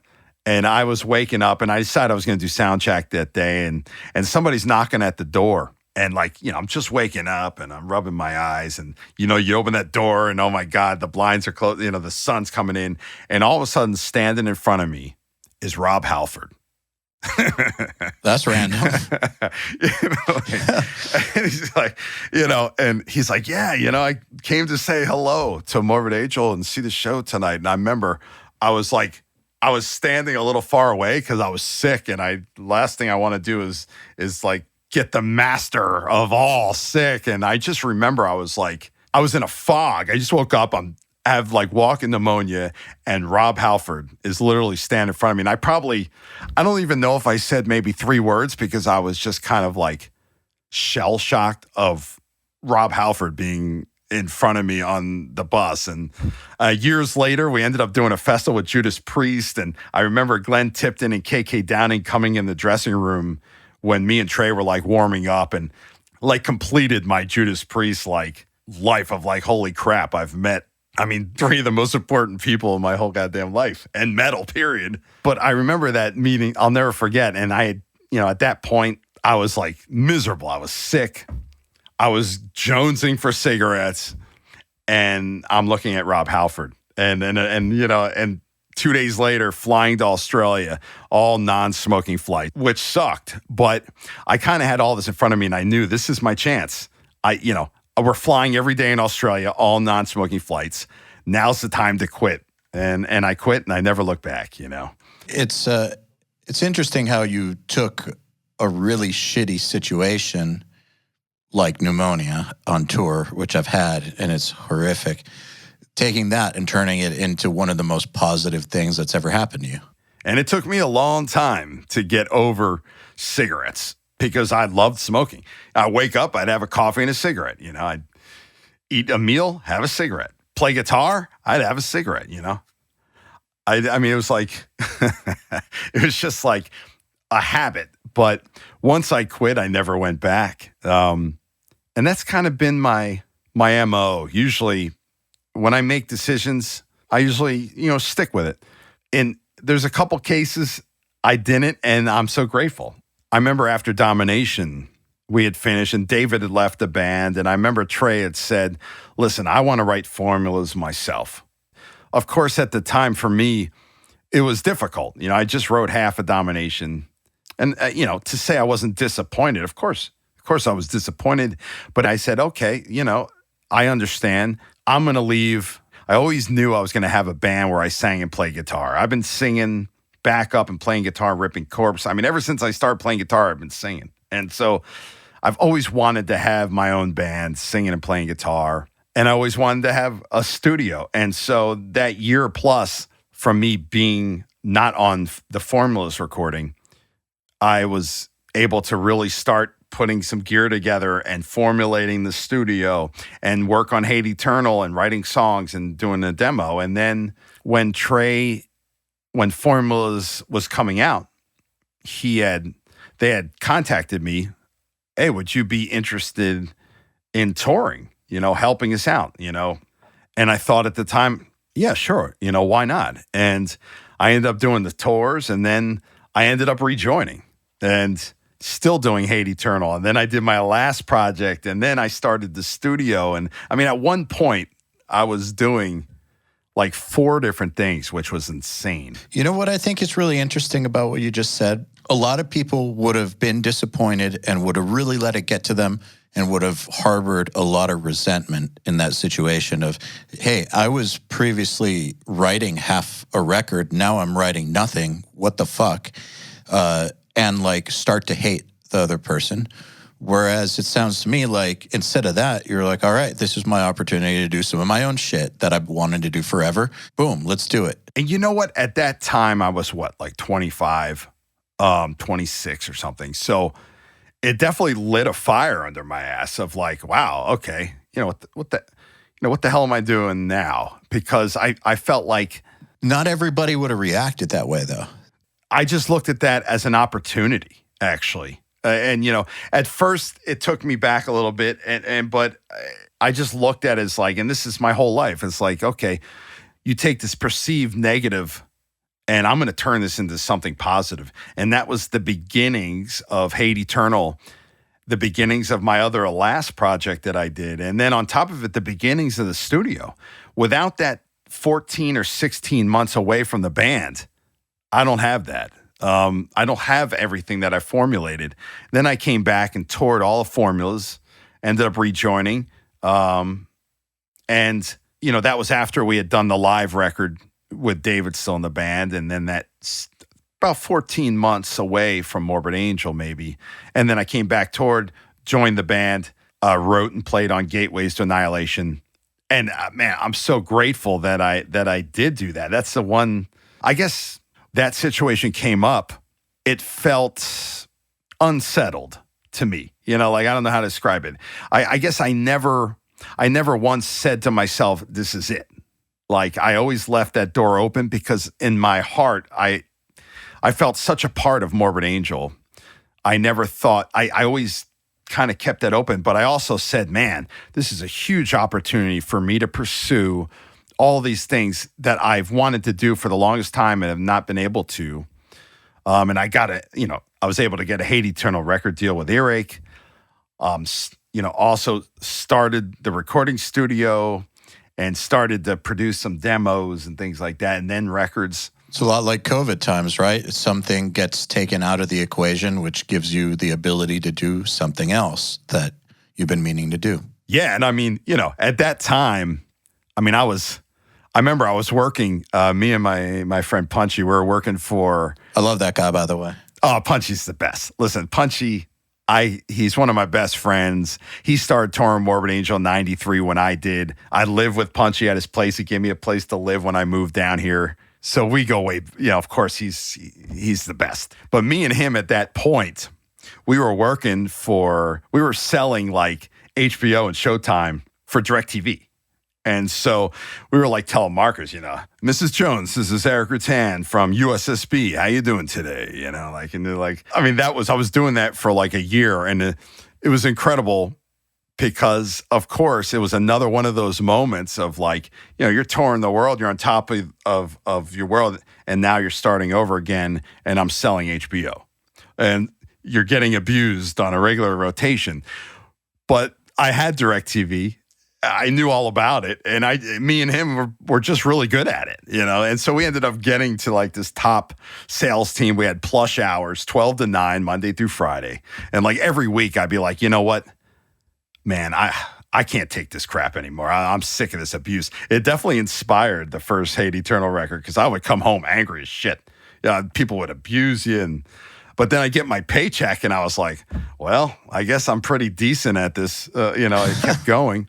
But obviously, when Trey called me about touring with Morbid again, I was like, "Yep, let's do this." I was very excited to get out of there. But as I did Morbid Angel more and Hate Eternal, we did think about this for a second, right? And this is all during me being in Morbid Angel. I recorded Hate Eternal, Conquering the Throne, wrote and recorded in '99.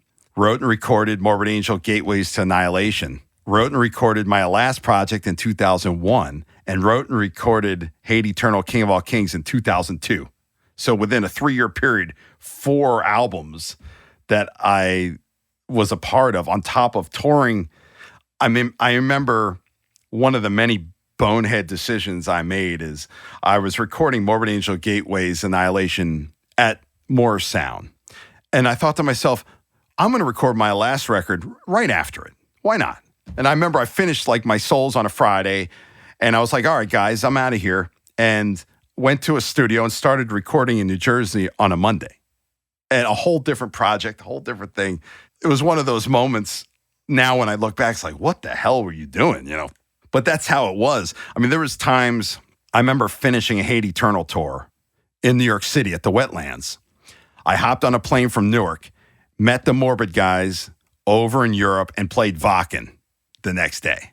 I remember producing Christian Conquers Armageddon in Germany and then meeting Morbid in Ireland the next day to start a tour. And so I was doing this routine of all these different things. And it was during Gateways at some time where I just knew in my heart, I was like, you know what?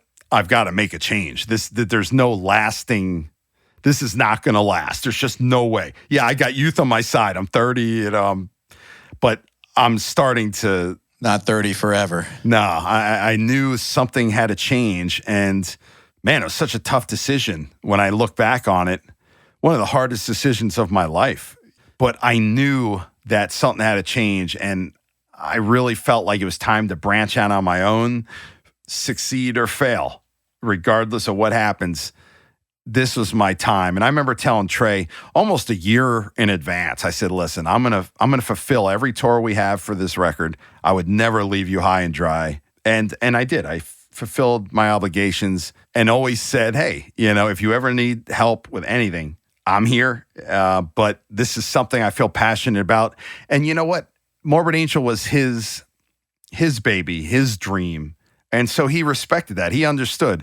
And I think, probably, I'm sure some disappointment, from everybody, but at the same time, they respected that and I respected them. And I remember that was the one decision one of the most major decisions I made where I thought to myself, man, I hope you know what the F you're doing, man. Because, you're like I said, my last 2 Morbid tours, Slayer, Pantera, main support for Motorhead. And here I am. I'm not starting over again per se, because Hate Eternal, we had 1 record out. The studio I had at the U Store facility. So it was quite a risk. Quite a risk, yes. Quite a risk, yeah. But ultimately, absolutely the right one. And I remember in 2006, David had called me, and David had just come back to Morbid Angel, and he's like, hey, what are you doing? I was like, I'm getting ready to produce a record next week. And, just released a new Hate Eternal record, not too long ago. And he's like, cool. He's like, hey, man, you ever remember telling Trey, if he ever needs anything, you can count on you? I was like, yeah. He's like, well, we got to cash that in, and I'm thinking, okay, what's up? He's like, we got a month of festivals in Europe, and it starts next week with Wacken. And we have a situation where we need a guitar player, and who the hell else is going to learn 20 songs in a week? And I was like, oh, man, wow, okay. So the band I was recording at the time, I talked to them. I said, well, let me talk to them and see if they're okay with this. They're a Florida band. They were okay with it. They were disappointed it wasn't in the U.S. because they would have liked to seen it. But I remember calling them back. I said, let's do it. And I hadn't played with the guys in years, but I remember going to the first practice. I spent like a day just going over all the songs. And I mean, some of these songs I've been playing for a decade, right? So it was amazing how fast they came back to me. And then on top of it, the first band practice, it was like nothing. It was just like normal. But I remember sitting there at Wacken on the side of the stage, and I was like, man, I would have loved a warm-up show before playing in front of like 70,000 people on a week notice, But it's kind of coming back. That was the last time I ever played with Morbid Angel. And it was amazing because people were so grateful to, first of all, that David had come back and people were excited about that. And then for me to come back with the Domination lineup and, it was a really neat experience. And it just goes to show, you just never know. Life has so many twists and turns. And I've really tried to live my life, by keeping doors open and... Yeah, keeping relationships good. I mean, relationships are key to everything. God, one of the most important things in everything, album production, being in a band, is communication. And fortunately for me, I have good communication skills, probably to the point where some people wish I'd just shut the hell up. But, I have no problem talking about the hard things not being confrontational, mind you, unless called upon, of course. But bringing the tough shit up. Yeah, I don't have a problem discussing it. I don't have a problem being approached with it. And that's been really helpful for me to preserve those relationships with former bandmates. And when I left Morbid Angel, honestly, I never thought in a zillion years that I would end up joining another band. I mean, I've worked on 90-something records at this point. Not just another band, the other biggest band in death metal. I mean, exactly. I guess it's twofold, right? One, I never thought an opportunity like that would ever come up again. That's first and foremost. And then two, I've been really happy doing Hate Eternal and producing, and I've been doing this for 17 years now. And doing some guest parts here and working on a project there or something. I've been really happy and content. And to me, I can't tell you how many times I've thought to myself, wow, man, if this is the totality of everything that I've done in my career as of right now, I'm so grateful for everything that I've been able to do. And so I've had some other opportunities, and they just never, like I said, when I left Morbid Angel, really, it was like I'm doing Hate Eternal, I'm doing mono recording, and whatever other musical endeavors I choose to do. But I thought this is it, including going back to Morbid. I just kind of moved forward with this plan and stuck to it. And so obviously with the Cannibal Corpse situation, it just blew my mind of wow. But the analogy to that is Cannibal Corpse to me is like Morbid Angel to me, of importance in my life from a career standpoint, from a personal standpoint. I mean, Cannibal Corpse with Kill. And even way before that, like bringing Hate Eternal on tour. Our first tour ever with Hate Eternal was with Cannibal Corpse back in 2000. Besides our friendships for 30 years and besides all the tours I've done with Cannibal Corpse with Hate Eternal and Morbid Angel. And so leading up to now, when Cannibal Corpse let me produce Kill, that changed my life forever. It was the record that kind of put me on the map. And not that there wasn't other records before that were important. Soylent Green, Into the Moat, Premonitions of War, Hate Eternal, Christian. There's a lot of very important bands. But of course, Cannibal Corpse, the biggest death metal band, giving me the biggest opportunity that I could ever ask for. It changed my life forever. There's no two ways around it. And just like Morbid Angel changed my life forever. And so when I had the opportunity to join Cannibal Corpse, it hit me, of course, like, wow, it was a deep thing, but it felt so natural to, like, I'm already a part of it, I guess. It was like, I felt like I belonged there and they felt like I belonged there too. And it just goes to show life, you just never know where it's going to take you. And I still, leading up to the announcement a couple weeks ago, we held on to this for a year. So, we decided this in February of last year. So I kept it on the lowdown for a whole year. And so it didn't even seem real for the longest time. Even though I played on the record, I wrote songs, I produced whatever. But when it finally got announced, my anxiety was so high because I had been just keeping this under wraps for a whole freaking year. So when it came out, it was so relieving because I was just like, whew. Fucking finally. I'm a really humble person, man. So I was like, man, I know the situation I'm coming into is I'm taking somebody's, position that was really important and integral to the band and somebody that, obviously we all respect and care for. And I personally felt like it was I don't want to say obligation, but like on a personal note, besides a musical note, I just knew that when it was presented in front of me that I was the right guy to do this. And then obviously they felt that way and just continue the legacy that we already have together. When I think about doing 5 album productions with Cannibal Corpse, it's like, That's like a whole band's career right there. It's kind of nuts because when I think Scott Burns produced 5 records with Cannibal Corpse, if I'm not mistaken. And so I thought, wow, we think of, like, me personally, of course, I think of Scott Burns so integral to Cannibal Corpse and so much of death metal, period, of course, man. So I don't know, it feels pretty surreal. And it still feels surreal that I'm actually in the band. It's kind of, it's just crazy. It's still surreal. Can we talk about risk for a second? Seems to me like you are not risk averse at all, which I relate to. And a lot of people I know are risk averse. And I think that that's one of the things that holds them back. But like, for instance, I quit a production career to start URM, like quit cold turkey, like had a album for Metal Blade that I was going to co-produce on in January 2015. In November 2014, I canceled everything, including that, and was like, there's no coming back. There's no coming back from this. Like, if I cancel this is it. But I had to do it. And it was a great decision, but it was a huge, huge risk. And I've always been cool to take those risks because I've always felt like if I don't jump into the next thing wholeheartedly, how is it going to work? Like, I have to go all in. It won't, exactly. So I'm just curious what your psychology is on risk, because it sounds to me like it's similar to mine, where regardless of the negative outcome, you're going to give it the best chance you can. I always felt like I have nothing to lose but everything. It's like kind of like, my approach. I guess when I entered just doing music, there's just so much risk. But I feel like, it's amazing that I have many people in my life that have had stability their whole life. Whether it's family or whether it's financially.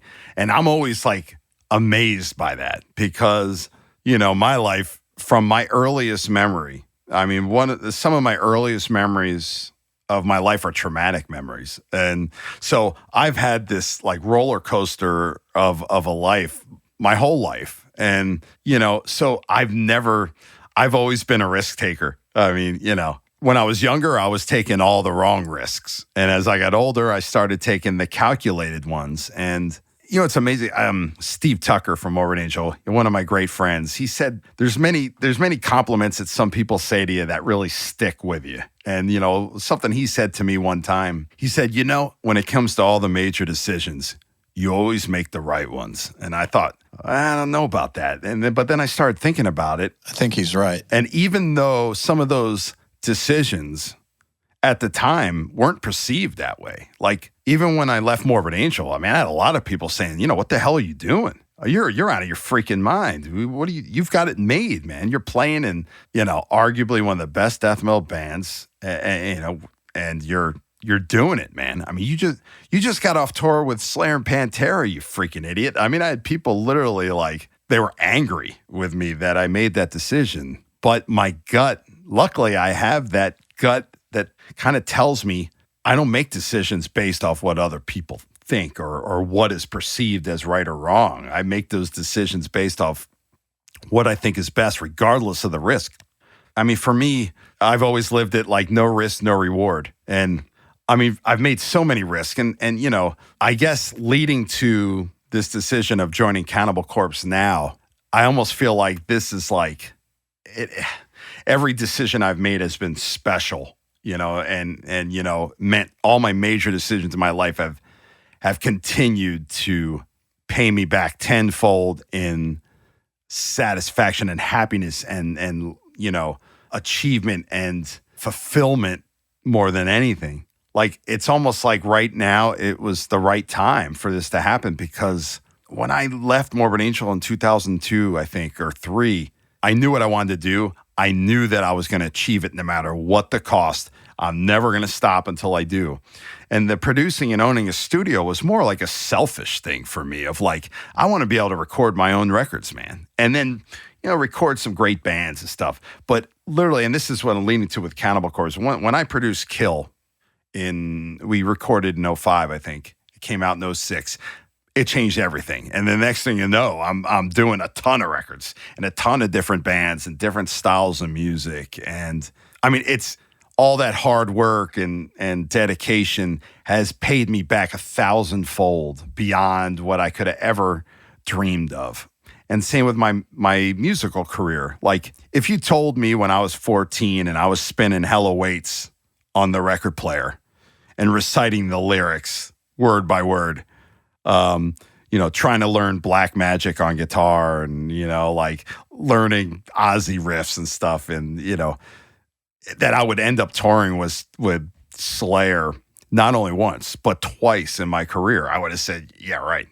I'll be happy playing and doing records and owning a studio to do that. And if I could just make all ends meet, to me, and this is one of the things that's been key to me, is like money was never a motivator for me because, and it's different for everybody, of course, but I attribute it just to my humble beginnings that I was able to really look at my artistic vision as the most important thing, regardless of the financial outcome.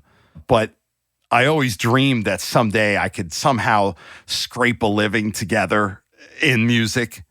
And if it takes me doing 8 different things to make that happen, so I don't have to deliver chicken or pump gas. Telemarket. Yeah, but at the same time, never compromise my integrity, because I always looked at it as like, I'd rather telemarket and do music I love than do music that I don't feel or isn't natural for me and make a living. I'm just kind of like, I'm not better than anybody or worse. I don't look at myself any different than anyone, but I think integrity is played a big role in my life, and respect for the craft of what everyone does. And that's why I respect so many different musicians. And, we've shared this before. It's like, well, I grew up around so much different music, starting with classical. My dad had played cello. My grandmother played classical piano. My sister, one of the earliest memories of my life is sitting on the bench next to my sister practicing for her classical piano recitals. I played violin when I was just a small kid. But, my dad listened to rock and blues and jazz. And then on the other hand, with my mom and some of that, it was Elton John or Billy Joel or, the Temptations, the Four Tops, Frank Sinatra. And then my sister, well, she listened to like Journey and Joan Jett. And then my uncle listened to Alice Cooper and AC/DC and Kiss and Van Halen. And my earliest introduction to heavy music was my uncle putting in the 8-track in the old Chevy, with AC/DC and Van Halen 1 on repeat. And that's what really got me into heavy music. And because of my exposure to all this different type of music, it garnered a absolute respect for the art and the craft of music. And also my early struggles, my early successes, and then my failures, and then my successes and my failures, like that led me to really being grounded and humble, knowing that between that and some of the tragic loss in my life of like, it can all be taken away from you in a heartbeat.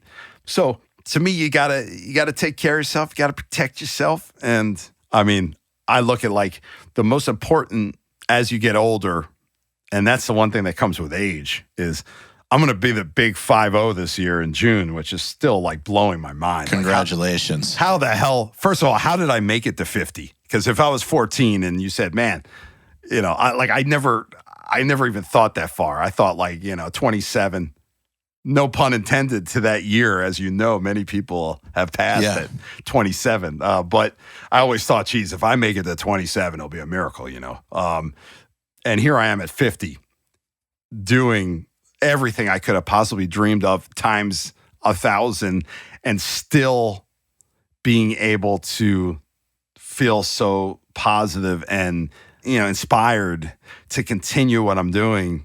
I want to do everything I can to prolong this feeling that I have and what I'm able to do as long as I can. And it starts with physical and mental health. And COVID certainly has put that all to the test of trying to keep my mind right. And that's why, for me, doing multiple things has always been the thing that's kind of kept my mind right. And during COVID, believe me, I think about like, wow, it was a really hard year last year. And at the same time, it was a super productive year for me as well. And then this year, I've got a lot of great things on the horizon. Unfortunately, I don't think touring will be one of them, but probably not. By not touring is allowing me to do all these other things that I don't have time to do. And I'm just maximizing these opportunities while I have them because, next year, knock on wood, I'll be touring a lot and spending quality time with my wife at home, spending time redoing the studio and working on some other projects musically and, things around the house that have been put on the wayside for way too long. Well, now I have time to do it, right? Everything in my life, I've tried to spin negative into a positive, and that's what's got me here. And this COVID thing has been a massive challenge, of course, and such a tragedy, for so many people that have lost so much, their lives, their jobs, their livelihood. And that certainly has been, every musician I know, including myself, has been affected by that. Our livelihoods, not being able to tour. Well, as you know, if you're a professional musician, that without touring, it's tough and gotta get creative. And then it's forced me to, not force me, but it's allowed me rather than forced to focus on all these other things that I've always wanted to do, but haven't had a chance to do, like this podcast today. So speaking of the podcast, I have some questions actually from listeners that I'd like to ask you. So first question is from Patrick Sieber. He says, I'd like to know why, in terms of drum production for Cannibal Corpse, you decided to have Paul use a click. What's the benefit since Paul has done it without a click for so long? Huh, interesting. Kill was the first record we did together, and we didn't use a click at that point. And actually, before that, it actually starts with my own experience. Hate Eternal I Monarch is our third record. We tracked that to 2-inch, the 24 track back in 2005. And we didn't use a click. And there's a couple songs where the riffs just ended up either being too fast or not the right feel of the song. There was some riffs that just didn't translate the way I had envisioned it. And that's when even me personally, I decided after that record, I want to work with a click track in the future. Not because it has to be perfect, but to at least be in the ballpark of what we're looking for. And not be the end all be all, but just a guide. And so when I started working with the click for my own records and other records, it also helped. I can't even tell you how many drummers using to a click helped their consistency. But certain riffs just vibe better at certain feel. Like even when I write riffs, usually I'm sitting on the couch, I'm tapping my foot. First thing I'll do is go to Pro Tools, figure out that tempo, and then track the riff because that's where it came to me naturally. That's where it lives. That's where it lives, within this window. And I remember mentioning to Paul for Kill, like, hey, you ever think about working to a click? And he was like, oh, no, man. No way, man. That would, like, even the thought about it at that point, he was adverse to it. And I thought, you know what? Listen, man, don't worry about it. Like, I don't want to, now's not the time to maybe interject this right now. And I remember coming to band practice for Evisceration Plague, the next record I produced with him. And I came in there and Paul's like, hey, because, every record I usually go to practice. I'd help set up mics so they could do pre-pro, helped them get a console and some mics. And Alex started working with Pro Tools and recording pre-pro ever since Kill. And I remember I came to practice and he's like, check this out. And he hands me the headphone and all of a sudden I hear the click. And I was like, oh shit, are you doing it? He's like, you know what, man? I decided I want to use a click. I feel like it'll help the record. It'll help the flow of the record, the feel of the riffs. It'll also help the consistency of my playing. And like Paul from Kill to Now, with Violence Unimagined, the new record, some of the drums he did on this record are some of my favorite. I mean, he did some really amazing shit, and he's come so far. When I think about when we first started working together to now, and how he has fell into this groove, like the click has really helped him feel more comfortable with the songs and track them and perform them. It's helped the songs preserve and capture the vibe of what they were intended to be. And that's, to me, the click, why, leaning back to the question, really the click, I think, being utilized was more about capturing and preserving the feel of how the song should go and the tempos. And like, sometimes I write riffs. If you speed it up 6 BPMs, it don't feel right. It's not the same riff. I think Paul, with the click track, now it's just kind of like second nature to him. And not only has helped him as a player, but helped everybody else in kind of preserving the vibe and feel of the riffs and the song. Makes perfect sense. Okay, so question from William Stibbs. It's a two-part question. First of all, how do you go about creating such a dense, full mix without sacrificing attack and transient quality? And second, what are your thoughts on creating atmosphere through production? Well, the first question, that's kind of hard to really explain that on a podcast, I think. It is tough. That's now the mix territory.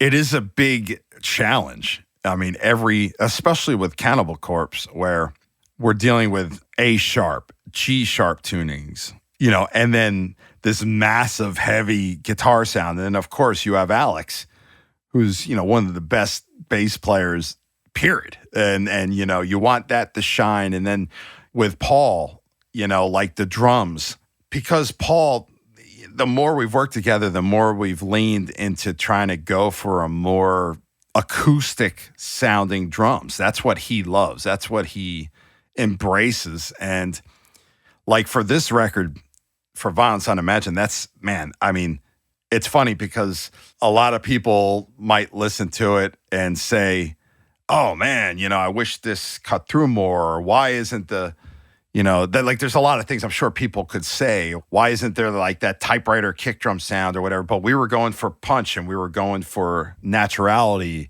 and going for a very organic kind of approach. And so that makes everything even harder. Like if you don't have the sampled drums to get through this dense guitar bass combo. And then of course the vocals, George, he helps a lot because George's vocal delivery and pronunciation are second to none in death metal, in my opinion. And like he's really specific about, he has great timing, great pronunciation. Everything about what he does is awesome. And so his voice and his frequency range where he lives really helps a lot. But that's the biggest challenge is trying to make it sound authentic and real and also have it all cut through. There's not a simple answer to it. It's lots of listening and lots of work, really. And I try to preserve like a wall of sound. That's kind of what I'm going for. Rather than having just a bunch of individual instruments into one record, I'm willing to sacrifice some of that to capture the overall vibe and wall of sound. That's kind of my approach. The second question, ambience, it's funny because every record's different, Like sometimes I want the vocals just right in your face, just right here. I don't want it too wet, or even the drums. It just depends, Sometimes it's about texturing. And like for me, when I'm doing like special effects, I'll call them, like special delay or a chorus or a huge reverb on the snare at this point, I like to texture it and not like, I always look at it as like, same with soloing. Like sometimes on a record, maybe there's a riff I thought, oh man, I'm going to do a killer solo here. And then I work on stuff and I don't come up with anything substantial. And I think to myself, you know what? I ace it. I don't want to overdo it. And so when I come to like ambience and stuff, I tend to do a lot of like the new Cannibal Corpse record. There's a bunch of like cool little things going on, but to make them special, I just don't do them all the time because I feel like that takes away from the impact of like that special moment. Delay here, chorus there, reverse reverb here. I like to texture them.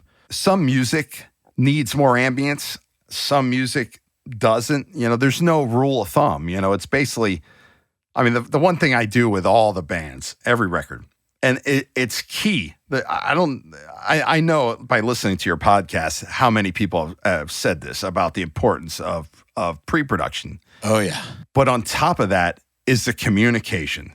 Every band I work with, and anybody will tell you this, I have hours of conversations with each individual person in that band. What are they looking for? What are they aspiring with this record? Overall, what's the sound? What were you feeling when you wrote this part? On top of talking about structurings or when we're in the studio, what about this? What about this harmonization? Or maybe we do a counterpoint part here, or maybe we double this vocal part, or maybe we do this. It's ongoing from the minute of bands I know I'm working with. Like I want in immediately. Like I want to get into the writing process, not necessarily me writing, but I want to be in the people's minds and hearts of the people that are creating this. And so every record I do, I talk to the people to really gather the necessary info to know what they're looking for. And because you know this, I'm sure, is that translation. You could have 5 conversations and still not have a full grasp or understanding of what they want to translate. And to me, being a band guy, my job is to bring out the best out of the guys in the band recording and to capture the sound that they are looking for. That's ultimate objective for me. It's not about me. It's nothing. It has to do with them. The 4, 5, 3, whatever guys. I want to capture what they're looking for and use my knowledge and experience to do so. Interesting you said translation, because our second podcast episode ever, back in 2015, we called it a musical translator. It was about what a producer's ultimate job actually is. And that's what we talked about is that really that's what you're doing. You're translating a musician's idea into something coming out of the speakers that represents their idea. And sometimes you can't. Sometimes you think you translated that and you didn't. And yeah. I've had situations where maybe somebody's guitar is just not working. It's not staying intonated properly. We have to use another guitar or the amp's tubes are dying. Something's wrong with it. We got to use something else. And maybe my vision wasn't exactly what they were looking for. And then you have to go to the drawing board. And so that's why You cannot have enough communication. Man, arguably communication might be the most important thing through all of this is the communication, open line of communication with everybody involved. And as a producer, this includes talking, besides talking to the band, you got to talk to management, you got to talk to the record label, you got to talk to your mastering engineer, you got to talk to your assistant engineer, it's a constant, it never stops from beginning to that final proofing of the mastering. It's an open line of communication. I don't think there's anything, that's like one of the most important things of producing records is and being in a band. And because fortunately for me, I have experience on both ends. And so I always make a lot of analogies to football. I have a system, I guess, and I'll make the analogy to say Bill Belichick or something. I'm no Bill Belichick. I don't own 7 Super Bowl rings, but he has a system and players, they either buy into that system or they don't, and they don't go to New England or they don't last in New England. It's the same with me producing, My system is to try to work people to get the best out of them, to capture performances that they didn't even know they were capable of doing, and to preserve the integrity of their sound and capture that moment in time that will never, ever happen again. You'll never duplicate, and I don't want to. I don't want any record I do to sound exactly the same. That's boring as shit. I wanted to capture that moment in time, for better or for worse, flawed or not, because that is where we were at that time. And so, to me, you have to kind of buy into what everybody's doing. And of course, it's not always that easy. Sometimes people, musicians, maybe they doubt your idea, but you have to communicate these things. And for me, I always look at it this way. I'll throw in ideas, and if somebody's like, nah, not feeling it, okay, next. If it's an idea I feel is crucial, then I'll keep reiterating it. But if ultimately the band is like, that's not going to fly, well, you know what? This is their record, and they have the right to shoot things down when they want to. But I will always voice my opinion, because if you're working with somebody like me that has 30 years of experience of doing records as a musician and then later as a producer, most people that come work with me, they want my opinion, regardless of whether it sticks or not. That's a whole nother thing. And maybe my advice or my opinion is not the right one, but ultimately, the one of many things I've learned is you have to be open-minded. Everyone needs to be open-minded and never give up. And that's my whole life, my career. Never give up. You get like some amp in there that is a guy's sound, and he's like committed to using that amp. Well, you know what? God damn it. I'm going to capture this goddamn thing. I don't care how long it takes. I'm going to get it. Don't worry about it. Never give up, because ultimately, whether it's your first record, your 10th record, your 100th record, these albums, they're for life. And I look at every single album this way, whether it's band's first record, whether it's on a small label, big band, small band, it doesn't matter. That this record means everything to them at that moment in their life. It's the most important thing ever at the time. Yeah. And how many bands have I done records with where they never made another one? And, and I look back at those memories and I think to myself, I'm so glad I treated it with the dignity and respect that they deserved and that the record deserved. I look at every record as it could be your last, because life's short. Because it could be. I mean, I could go to Publix today and get hit by a car, and this is the last interview I ever do. Is my podcast, knock on wood, not the case. But you have to treat it this way, and I treat every record very, it's so important. Awesome answer. So, question from Jay Murphy. With newer technologies and more solutions available, how has this changed or impacted your workflow? Well, pretty drastically when you consider I started recording all analog, right? And so I was tracking to a 2-inch machine. I was mixing down to a 1/4-inch machine. That's when I first worked at a studio back in 1992 before I joined Morbid Angel. That's how I was making demos at the time, right? So kind of started engineering during transfer to digital. And Although I must say, I mean, I probably held on to doing analog like longer than most because I just love it. Although I haven't tracked, last record I tracked to analog was Goat Whore, actually, in 2014. And I remember like we were listening to the drums and like you're getting tones and it sounds great. You play it back from tape, it sounds even greater, you know. It's like, and I miss it. I can't tell you how many times I went to my trackball, like, okay, let's do it, you know. And then I'm like, oh shit, I'm not using a trackball. Like, but everything has changed. But the funny thing is, and I've embraced Pro Tools. I mean, I've been using Pro Tools now for 20 years. But even when I started working with Pro Tools, I was still tracking some records to tape, integrating tape and Pro Tools. Sometimes tracking the tape, dumping the Pro Tools. But I guess kind of like life in general and music and everything, I utilize the things that benefit the records the way I want to make them. And I don't utilize the other things like quantizing drums and beat detecting and stuff. I know it's like a commonly used practice and I totally understand why. And there's different degrees on how you can do it. Me personally, I've really tried to stay away from doing that. And not that it's right or wrong. It's maybe more uncommon in more extreme metal, but you know, every record's different. Every drummer's different. Every band is different. Some people like, hey, I love that chorus. You know, I want that. I want to have that continue, like in a pop format or something, you know, like everything's different. There's no right or wrong, but from like a principle aspect or how I like to do things is I really try to capture and preserve authentic and unique performances throughout the whole record.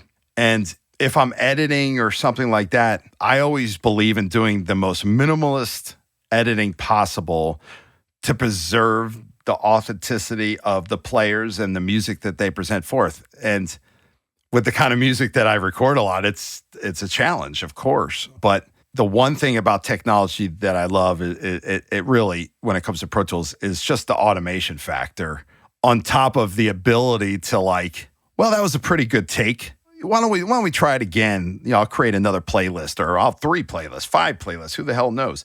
You know, you have so many opportunities to do so much. And those are the things that I maximize with Pro Tools is just having the ability, you know what, why don't we try changing the structure a little bit, you know, and then easy. Yeah, just easy. do it. Yeah. Right. You know what I mean? Like those are things that I'm so grateful for with Pro Tools and just digital medium and having, you know, a DAW system everywhere on my laptop, at my house, at the studio. I mean, anywhere I go, I have Pro Tools. I go on tour, I have Pro Tools on my laptop, you know. I go in my home studio, I got Pro Tools there. I mean, the ability, technology is amazing. But as I like to say it, I use technology. I tend to not abuse it. So that's kind of my thought process in life is use the gifts that we're given with technology.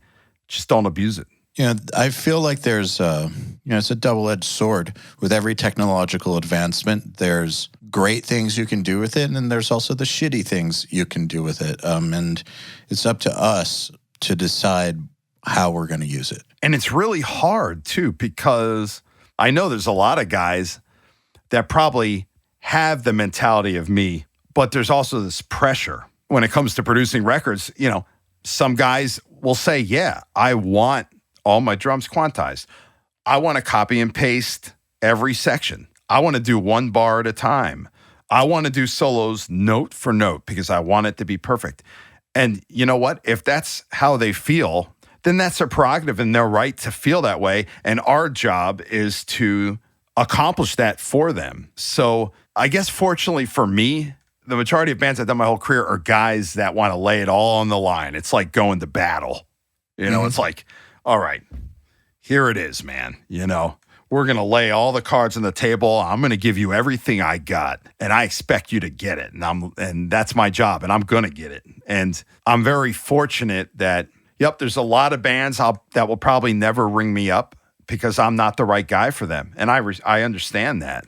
That's a good thing, though. It is a good thing. Yeah, it's good to have your neck of the woods, I think. And, you know, stories come out like from recording experiences. And I've had some really funny stories. And Sammy Douay, I owe a lot to him. I love that guy. I don't want to say he's struck the fear into people, but he has told people like, hey, he'll call you on your shit. Like if you're not prepared, and guess what? It's not in a malicious way, because we all have to learn. Like how many times did I, especially when I was younger and I thought, like starting with the Ripping Corpse record, I thought I had my shit down, man. I was like, I'm ready for this, man. And then I got in there and I was like, oh my God, blood, sweat, and tears coming right here. And I'm not talking about the band, I'm talking about, wow, I'm not ready at all. And I felt I was, but I needed that somebody to kind of let me know, hey, you got to get better at this. You got to focus on that. And that's my job I want to improve everybody. It's not in a malicious way. It's because I give a crap. And I had guys do that to me. Like, hey, you could be a little smoother on your picking or man, your tone. I don't know, working with other producers, Bill Klatt, Jim Morris, doing Domination, like with Bill. I mean, he was instrumental to me as well. And these guys, I learned a lot from that. And I just view it as I have a wealth of information. I feel responsible to share that information, and you take it or leave it. I'm not going to be upset if you don't want to learn from my 30 years of doing albums experience. That's your prerogative. I'm not going to get upset about it. That's your prerogative, your decision making. But to me, I have so much knowledge to share, and trial and error is how I got it. And so I want to share it with everybody to the best of my ability. And that's what has helped me to get where I'm at. And also, I mean, if my walls could talk at the studio, it's seen it all, man. I mean, like there's been, I believe it, crazy over the top stories that I won't even be able to repeat, but they were all learning lessons. And like I said, people don't reach out to me usually unless they have a certain goal in mind, because I'm not the best producer or mixer or engineer. I'm one of many really talented guys that exist out there that do great work. But if you want to be pushed and you want to capture the magic of what you represent, then I'm one of some guys that can do that for you. And I'm going to give everything I have to help bring that to fruition, Well, I think that's a good place to end it, man. I want to thank you for taking the time to hang out and chat. It's been awesome. Yeah, my pleasure, man. Okay, then.